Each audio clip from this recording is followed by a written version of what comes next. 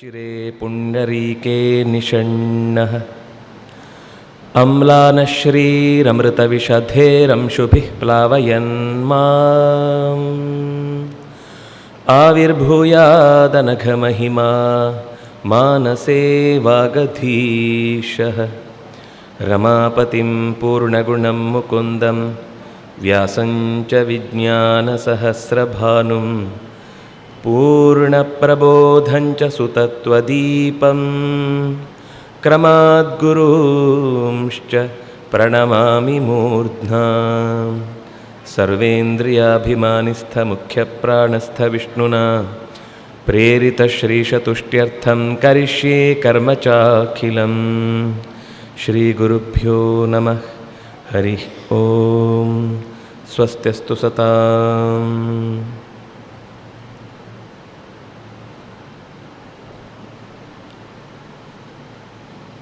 ಪೊಡವಿಗೊಡೆಯನಾದ ಕಡಗೋಲು ಪಿಡಿದ ಕೃಷ್ಣನನ್ನು ಮನಸ ನೆನೆದು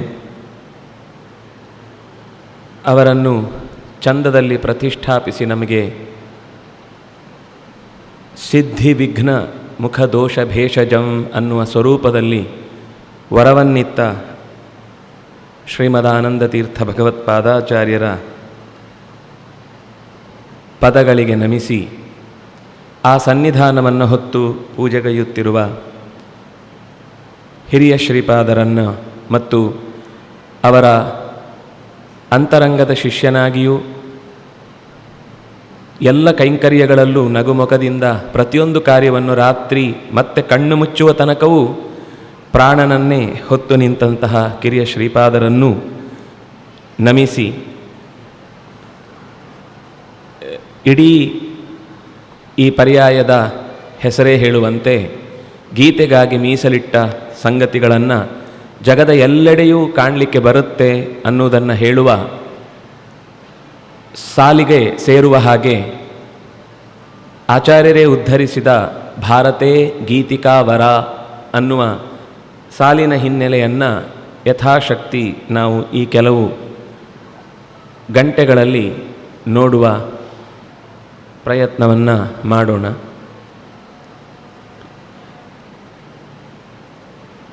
ಯದಿ ಹಾಸ್ತಿ ತದನ್ಯತ್ರ ಎನ್ನೇ ಹಾಸ್ತಿ ನ ತತ್ ಕ್ವಚಿತ್ ಅನ್ನುವುದು ಭಾರತಕ್ಕೆ ಸಂದ ಅಪರೂಪದ ಗೌರವ.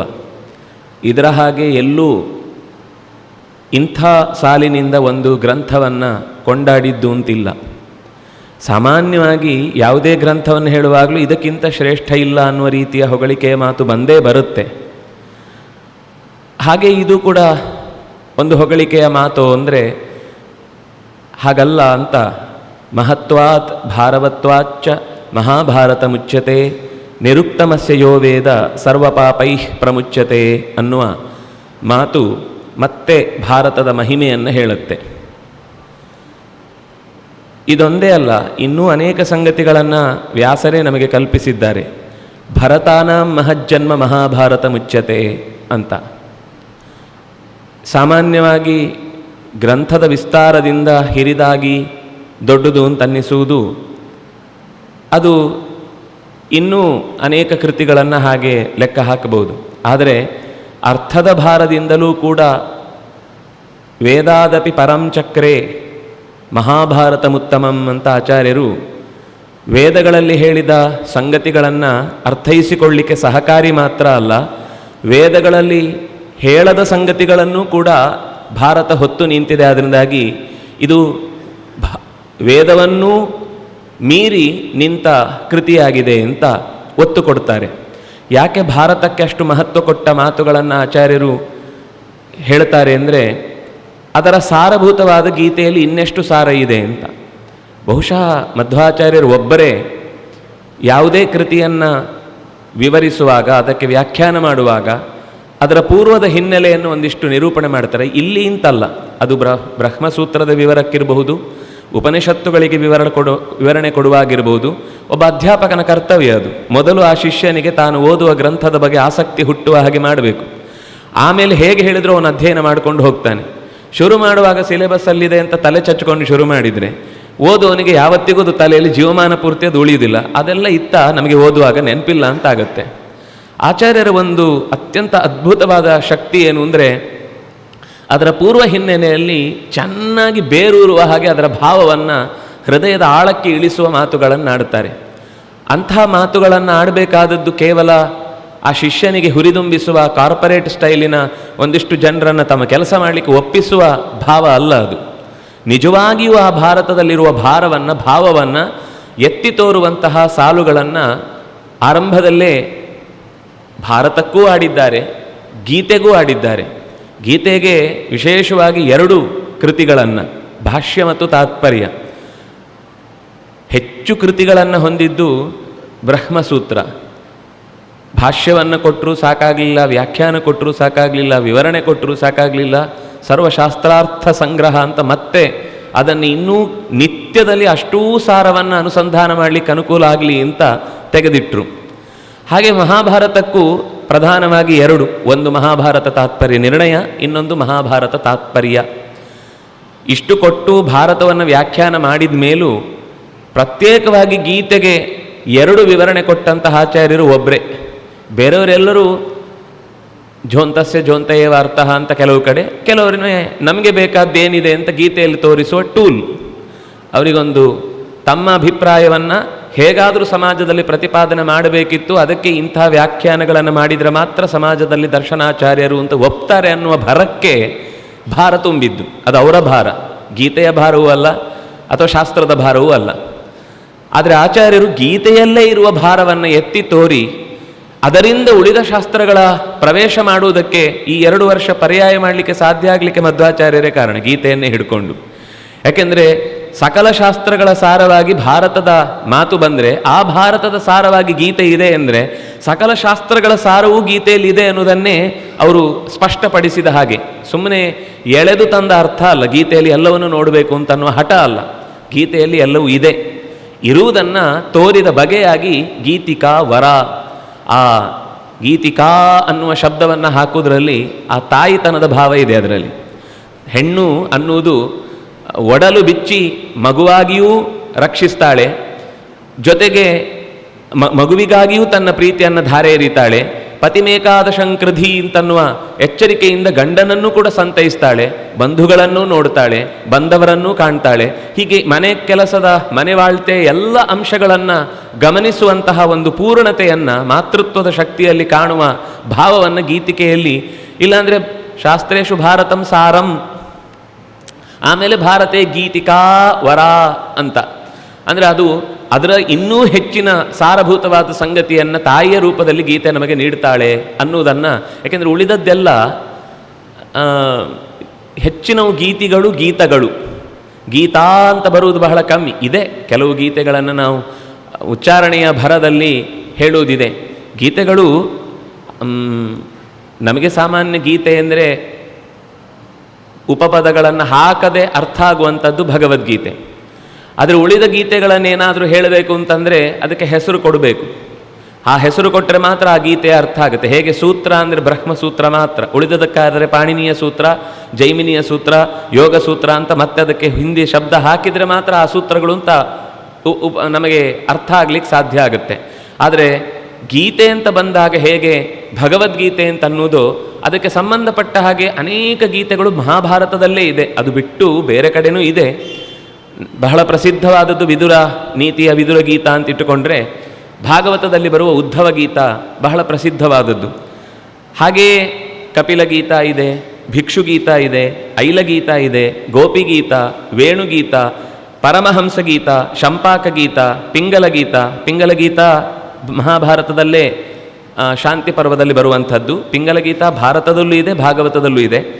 ಮಂಕಿಗೀತ ಶಾಂತಿ ಪರ್ವದಲ್ಲಿ, ಅಜಗರ ಗೀತ ಅಥವಾ ಆಜಗರಂ ಅಂತಲೂ ಕರೀತಾರೆ, ಅದು ಕೂಡ ಶಾಂತಿ ಪರ್ವದಲ್ಲಿ. ಹಾರೀತ ಗೀತ, ವೃತ್ರಗೀತ ಎರಡೂ ಶಾಂತಿ ಪರ್ವದಲ್ಲೇ. ಪುತ್ರಗೀತ, ಕಾಮಗೀತ, ಯಮಗೀತ, ಹಂಸಗೀತ, ನಾರದ ಗೀತ, ಉತ್ತರ ಗೀತ ಅಂದರೆ ಅನುಗೀತೆಗೆ ಇನ್ನೊಂದು ಹೆಸರು. ಅದು ಮಹಾಭಾರತದಲ್ಲೇ ಅವತ್ತು ಹೇಳಿದ್ದು ಸ್ವಲ್ಪ ಮರ್ತೋಗಿದೆ, ಕೃಷ್ಣಚೂರು ಇನ್ನೊಮ್ಮೆ ಹೇಳ್ತೀಯಾ ಅಂತ ಬಯಸ್ಕೊಂಡು ಕೇಳಿದ ಗೀತೆ ಅನುಗೀತೆ. ಸಹಿಧರ್ಮ ಸುಪರ್ಯಾಪ್ತ ಬ್ರಹ್ಮಣ ಪದವೇದನೆ, ಇನ್ನು ನಾನು ಇನ್ನೊಮ್ಮೆ ಅದನ್ನು ಹೇಳಲ್ಲ ಅಂತ ಜೋರು ಮಾಡಿಯೂ ಶಿಷ್ಯನಾಗಿ ತಿದ್ದುವ ನೆಪದಲ್ಲಿ ಒಂದು ಚೂರು ಜೋರು ಮಾಡಿದ. ಆದರೆ ಭಕ್ತ ಅನ್ನುವ ಪ್ರೀತಿಯಿಂದ ಮತ್ತೆ ಅದೇ ಸಂಗತಿಗಳಿಗೆ ಇನ್ನಷ್ಟು ವಿಸ್ತಾರವಾದ ಶಾಸ್ತ್ರದ ಹರವನ್ನು ಬ್ರಾಹ್ಮಣಿಯ ಸಂವಾದದ ಹಿನ್ನೆಲೆಯಲ್ಲಿ ಅನುಗೀತೆಯನ್ನು ನಿರೂಪಣೆ ಮಾಡಿದ. ಅಷ್ಟಾವಕ್ರ ಗೀತ ಇದು ಮಹಾಭಾರತದ ವನಪರ್ವದಲ್ಲಿ ಬರುವಂಥದ್ದು. ಆದರೆ ಇವತ್ತು ಅಷ್ಟಾವಕ್ರ ಗೀತ ಅಂತ ಬೇರೆ ಯಾವುದೋ ಒಂದು ಪ್ರಸಿದ್ಧವಾಗಿ ಅದು ಮಹಾಭಾರತದಲ್ಲಿದೆ ಎಂದು ಭ್ರಮೆ ಹೂಡಿ ತಮಗೆ ಬೇಕಾದ ಸಿದ್ಧಾಂತವನ್ನೆಲ್ಲ ಅದರಲ್ಲಿ ತುಂಬಿ ಅದು ವಸ್ತುತಃ ಅಲ್ಲಿ ಇಲ್ಲದೇ ಇರುವ ಸಂಗತಿ. ವಸ್ತುತಃ ಅಷ್ಟಾವಕ್ರ ಗೀತ ಅಂದರೆ ವಂದಿಯ ಜೊತೆಗೆ ಸಂವಾದ ಮಾಡಿದ ಸಂಖ್ಯಾಶಾಸ್ತ್ರವನ್ನು ಲೋಕಕ್ಕೆ ಅತ್ಯಂತ ಸುಂದರವಾಗಿ ನಿರೂಪಿಸಿದ ಗೀತೆ. ಒಬ್ಬ ಬಂದಿ ಇಂತಿದ್ದ, ಅವನು ಈ ಅಷ್ಟಾವಕ್ರನ ತಂದೆಯನ್ನು ವಾದದಲ್ಲಿ ಸೋಲಿಸಿ ಖಗೋಳನನ್ನು ನೀರಿನಲ್ಲಿ ಮುಳುಗಿಸಿ ಯಮಲೋಕಕ್ಕೆ ವರುಣಲೋಕಕ್ಕೆ ಕಳುಹಿಸಿರ್ತಾನೆ. ಅಷ್ಟಾವಕ್ರನಿಗೆ ಈ ವಿಷಯ ಗೊತ್ತಾಗಿ ಅವನ ಹತ್ರ ಹೋಗಿ ವಾದ ಮಾಡಿ ಅವನ ಮಾತುಗಳಿಂದಲೇ ಅವನನ್ನು ಸೋಲಿಸಿ ಕೊನೆಗೆ ತನ್ನ ಅಪ್ಪನನ್ನು ಮರಳಿ ವರುಣಲೋಕದಿಂದ ಮರಳಿ ಕರೆತರ್ತಾನೆ ಅನ್ನುವ ಸಂಗತಿ ಅದು. ಅದರಿಂದಾಗಿ ಇದು ಸಂಖ್ಯೆಯನ್ನು ಹೇಳುವ ಗೀತ ಹೊರತು ಲೋಕದಲ್ಲಿ ನಾವು ಕೇಳುವ ಅಷ್ಟಾವಕ್ರ ಗೀತ ಅಂತ ಅನ್ನೋದು ಈ ಗೀತೆಯ ಜೊತೆಗೆ ಹೊಂದುವಂಥದ್ದಲ್ಲ. ಅದು ಯಾರೋ ಆಮೇಲೆ ಮಾಡಿ ಅದನ್ನು ಭಾರತ ಜೊತೆಗೆ ಯಾಕೆಂದರೆ ದೊಡ್ಡವರ ಹತ್ರ ಸೇರಿದರೆ ಮಾತ್ರ ನಮಗೆ ಹಿರಿಮೆ ಬರುವುದು. ನಮ್ಮ ಸ್ವಂತಿಕೆಯಲ್ಲಿ ಹಿರಿಮೆ ಇಲ್ಲ ಅಂದಾಗ ನಾವು ದೊಡ್ಡವರ ಬಾಲ ಹಿಡಿಬೇಕಾಗುತ್ತೆ. ಅದು ಒಳ್ಳೆಯದಕ್ಕೆ ಹಿಡಿದ್ರೆ ತಪ್ಪಲ್ಲ.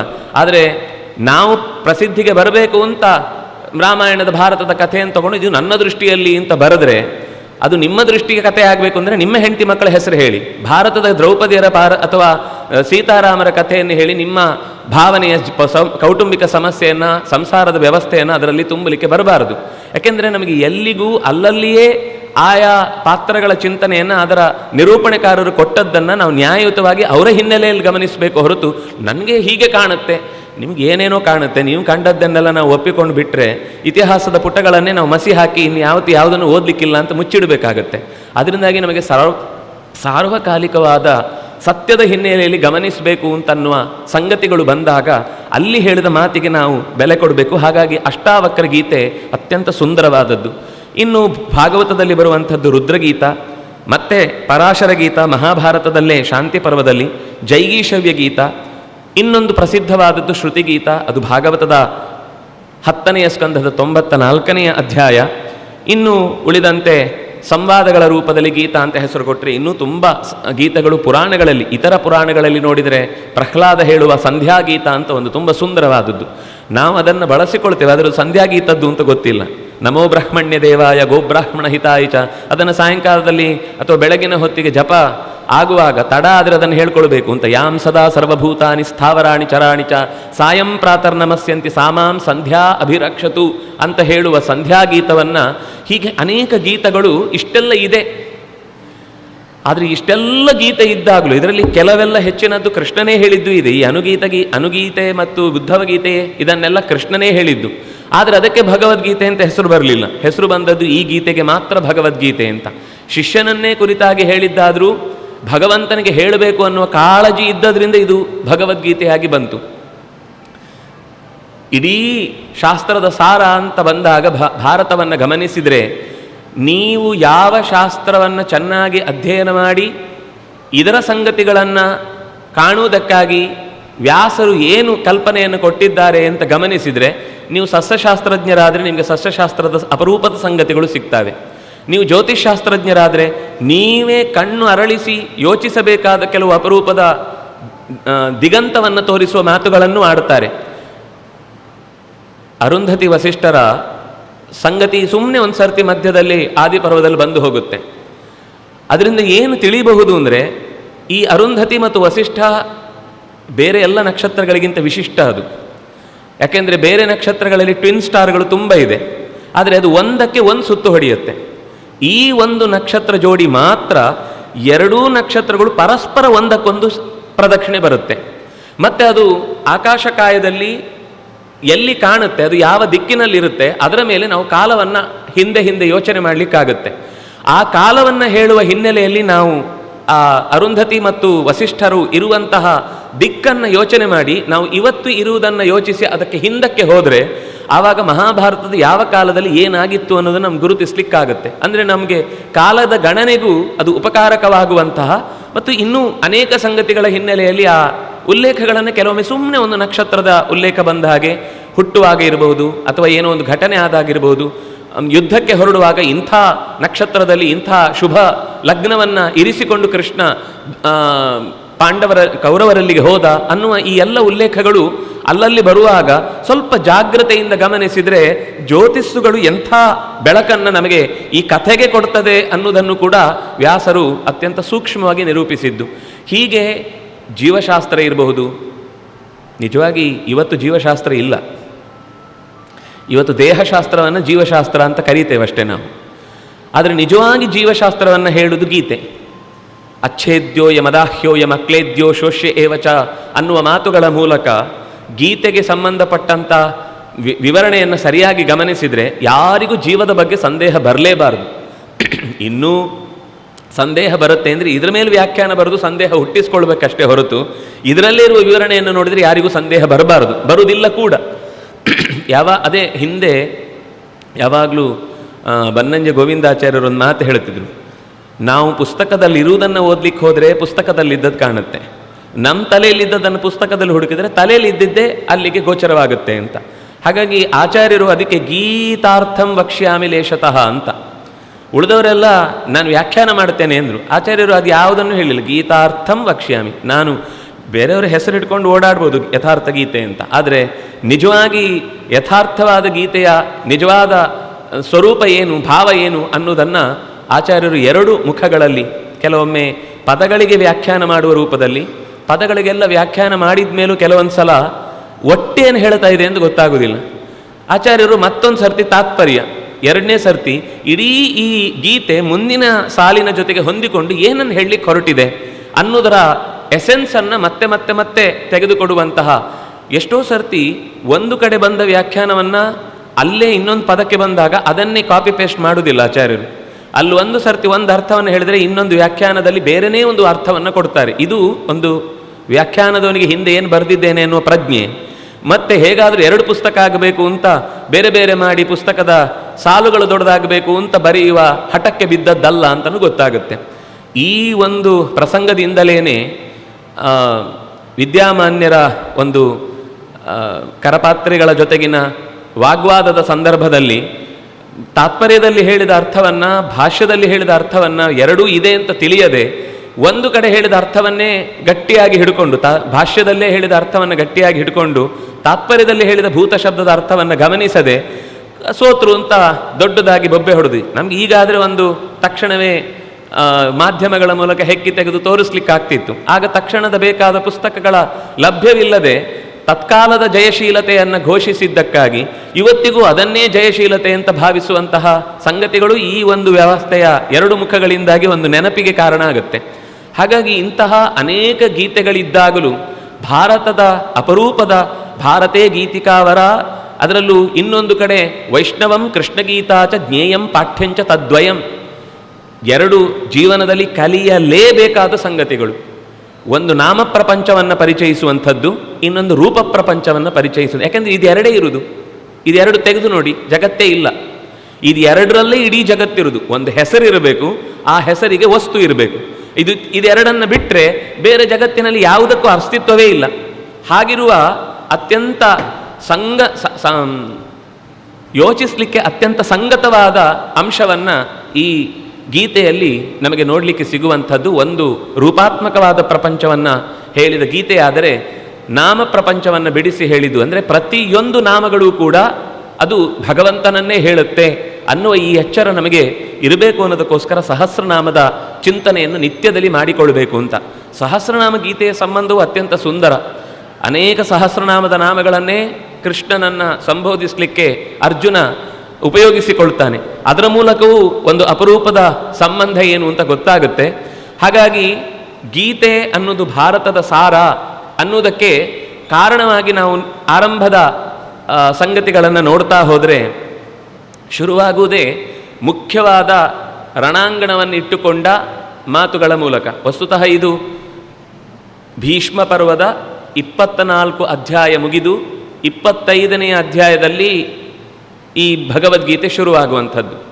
24 ಅಧ್ಯಾಯದಲ್ಲಿ ಹಿಂದೆ ಎಲ್ಲ ಸಿದ್ಧತೆ ಏನಾಯಿತು, ಭೀಷ್ಮಾಚಾರ್ಯರು ಏನೇನು ಮಾಡಿದರು ಇತ್ಯಾದಿಗಳನ್ನೆಲ್ಲ ಹೇಳಿ ಕೃಷ್ಣ ಮಾತಾಡಲಿಕ್ಕೆ ಶುರು ಮಾಡಲಿಕ್ಕೆ ಪೀಠಿಕೆಯಾಗಿ ಬಂದ ಅಧ್ಯಾಯ 25ನೇದು. ಅಲ್ಲಿ ಕೃಷ್ಣ ಕೇವಲ ಸಮವೇತಾನ್ ಕುರೂನ್ ಪಶ್ಯ ಇಷ್ಟೇ ಹೇಳುವುದವನು ಮೊದಲನೇ ಅಧ್ಯಾಯದಲ್ಲಿ, ಮತ್ತೇನು ಮಾತಾಡಲಿಲ್ಲ. ಯಾಕೆಂದರೆ ಅವನು ಕೇಳಿದ ಕೈರ್ಮಯ ಸಹ ಯೋದ್ಧವ್ಯಂ ಅಸ್ಮಿನ್ ರಣ ಸಮುದ್ಯಮೆ. ಇದು ಒಂದು ರೀತಿಯಲ್ಲಿ ನಮ್ಮೆಲ್ಲರಲ್ಲೂ ಇರುವ ಅಹಂಕಾರವನ್ನು ಬಡಿದು ಹಾಕಲಿಕ್ಕೋಸ್ಕರ ಹೊರಟ ಸಾಲು.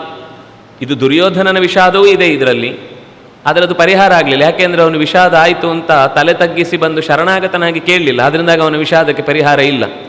ಆದರೆ ಅರ್ಜುನ ಶಾಧಿಮಾಂ ತ್ವಾಂ ಪ್ರಪನ್ನಂ ಅಂತ ಬಂದು ಕೃಷ್ಣನಲ್ಲಿ ಶರಣಾದ, ಅಹಂಕಾರ ತೊಟ್ಟಿದ್ದ. ಎಷ್ಟು ಮಾತಾಡಿದ್ರು ಕೃಷ್ಣ ಒಂದು ಉತ್ತರ ಕೊಡಲಿಲ್ಲಲ್ಲ. ಆಗ ತನ್ನಲ್ಲೇ ಏನೋ ಹೊಳುಕಿದೆ ಅಂತ ಅರ್ಜುನನಿಗೆ ಅರ್ಥ ಆಯಿತು, ನಾನು ಟುಸ್ಪಟಾಕಿನೇ ಹೊಡಿತಾ ಇದ್ದೇನೆ ಅಂತ. ಹಾಗಾಗಿ ಕೃಷ್ಣ ಏನೂ ಉತ್ತರ ಕೊಡದೆ ತಾನೇ ಶರಣಾಗಿ ಬಿಟ್ಟ ಕೃಷ್ಣನ ಮುಂದೆ. ನಾನು ಆಡಿದ್ರಲ್ಲಿ ಏನೋ ಹೆಚ್ಚು ಕಮ್ಮಿ ಇರ್ಬೋದು, ನನಗೆ ಹೀಗೆ ಅನ್ನಿಸ್ತಿದೆ, ನನಗೆ ಹೀಗೆ ಅನಿಸುತ್ತಪ್ಪು ಅಂತ ಹೇಳಬೇಡ ಕೃಷ್ಣ, ಇದಕ್ಕೆ ಉತ್ತರ ಕೊಡು. ನಾನು ನೀನಲ್ಲದೆ ಇನ್ಯಾರಿಂದಲೂ ಉತ್ತರವನ್ನು ನಿರೀಕ್ಷಿಸಲಿಕ್ಕೆ ನನ್ನ ಹತ್ರ ಅವಕಾಶ ಇಲ್ಲ, ಸಾಧ್ಯವೂ ಇಲ್ಲ. ಹಾಗಾಗಿ ನಿನಗೇ ಶರಣಾಗಿದ್ದೇನೆ, ಶಿಷ್ಯನಾದವನನ್ನು ಕೈ ಬಿಡಬಾರ್ದಲ್ಲಪ್ಪ ನೀನು ಅಂತ ಕೃಷ್ಣನಲ್ಲಿ ಯಾವಾಗ ತನ್ನನ್ನು ಪೂರ್ತಿಯಾಗಿ ಸಮರ್ಪಿಸಿಕೊಂಡೋ ಆಗ ನಿಧಾನಕ್ಕೆ ಕೃಷ್ಣ ಉತ್ತರ ಕೊಡ್ತಾ, ಕ್ಲೈಬ್ಯಂ ಮಾಸ್ಮ ಗಮಃ ಪಾರ್ಥ ನೈತತ್ವಯ್ಯುಪಪದ್ಯತೆ. ಶರಣಾದ ಅಂತ ಹೇಳಿ ಕೃಷ್ಣ ಸಡಿಲಾಗಲಿಲ್ಲ. ಆರಂಭದಲ್ಲಿ ಚೆನ್ನಾಗೇ ನಾವು ಕ್ಲಾಸ್ ತಗೊಳ್ಳೋದು ಅಂತ ಹೇಳ್ತೇವೆ. ಕ್ಲಾಸ್ ತಗೊಳ್ಳೋದು ಅಂದರೆ ಸರಿಯಾದ ರೀತಿಯಲ್ಲಿ ಅವನನ್ನು ವಿಚಾರಿಸುವುದು ಅಂತ. ಈ ಥರದ ನಪುಂಸಕ ಭಾವವನ್ನು ನೀನು ತಾಳುವುದರಲ್ಲಿ ಅರ್ಥ ಇಲ್ಲ. ಇದು ನಿನ್ನ ಬಾಯಲ್ಲಿ ನಾನು ಕೇಳಲಿಕ್ಕೆ ನಿರೀಕ್ಷೆನೂ ಮಾಡಿರಲಿಲ್ಲ, ನೀನು ಹೀಗೆ ಆಡಬಹುದು ಅಂತ. ಕ್ಲೈಬ್ಯಂ ಮಾಸ್ಮ ಗಮಃ ಪಾರ್ಥ, ಇದು ನಿನಗೆ ಹೊಂದುವಂಥದ್ದಲ್ಲ, ನೈತತ್ವಯ್ಯುಪಪದ್ಯತೆ. ಯಾಕೆಂದರೆ ಇದು ದೌರ್ಬಲ್ಯ, ಇದು ಹೃದಯದ ದೌರ್ಬಲ್ಯ, ಇದು ಕ್ಷುದ್ರ. ಸಾಮಾನ್ಯ ಮನುಷ್ಯರು ಈ ರೀತಿ ಕೆಲವೊಂದು ಸರ್ತಿ ಹಾಗೆ ಮಾಡಲೋ ಹೀಗೆ ಮಾಡಲೋ, ಬೇಡ ಇತ್ತೋ ಏನೋ, ಹೀಗೆ ಇಂಥ ಸಮಸ್ಯೆಗಳು ಬರಬೇಕಾ, ಇದೆಲ್ಲ ಗೊತ್ತಿದ್ರೆ ನಾವು ಕೈಯೇ ಹಾಕ್ತಿರ್ಲಿಲ್ಲ, ಅಯ್ಯೋ ಅವರು ವಿರೋಧ ಮಾಡ್ತಾರೆ ಇವರು ವಿರೋಧ ಮಾಡ್ತಾರೆ, ನಮ್ಮ ಹತ್ತಿರದವರೆಲ್ಲ ದೂರ ಆಗ್ತಾರೆ ಅನ್ನುವ ಈ ಎಲ್ಲ ಜಂಜಾಟಗಳು ಬರುವುದು ಸಾಮಾನ್ಯ ಮನುಷ್ಯನಿಗೆ. ಆದರೆ ನೀನು ಒಂದು ದೇಶದ ಆರ್ಥಿಕ ವ್ಯವಸ್ಥೆಯ ಪ್ರಧಾನ ರೂವಾರಿಯಾಗಿ ಅನೇಕ ಯುದ್ಧಗಳಲ್ಲಿ ಗೆದ್ದು, ಈ ಹಿಂದೆಯೂ ಇಂತಹ ಯುದ್ಧಗಳಲ್ಲಿ ಅನೇಕರನ್ನ ಬಡಿದಾಡಿ ಅಥವಾ ಅನೇಕರನ್ನ ಕೊಂದು, ಈಗ ಈ ಯುದ್ಧದಲ್ಲಿ ಮಾತ್ರ ಹಿಂದೇಟು ಹಾಕ್ತಾ ಇದ್ದಿ ಅಂತಂದರೆ, ಸ್ವಜನಂ ಹಿ ಕಥಂ ಹತ್ವಾ ಸುಖಿನಸ್ಯಾಮ ಮಾಧವ ಅಂತ ಅವನು ಆರಂಭದಲ್ಲಿ ಕೈರ್ಮಯ ಸಹ ಯೋದ್ಧವ್ಯಂ ಅಂದವನು, ಆಮೇಲೆ ಸ್ವಜನರನ್ನು ಕೊಲ್ಲುವುದು ಹೇಗೆ ಅಂತ ಹೇಳಿದವನು, ಕೊನೆಗೆ ನನಗೇನು ಮಾಡಬೇಕು ಅಂತ ಗೊತ್ತಾಗ್ತಿಲ್ಲ, ನೀನೇ ಹೇಳು ಅಂತ 3 ಹಂತದಲ್ಲಿ ಇಳಿದು ಬಂದ ಮೇಲೆ ಕೃಷ್ಣ ಇದು ನಿನ್ನ ದೌರ್ಬಲ್ಯ ಅಂದ. ಇದು ಕ್ಷುದ್ರ ದೌರ್ಬಲ್ಯ.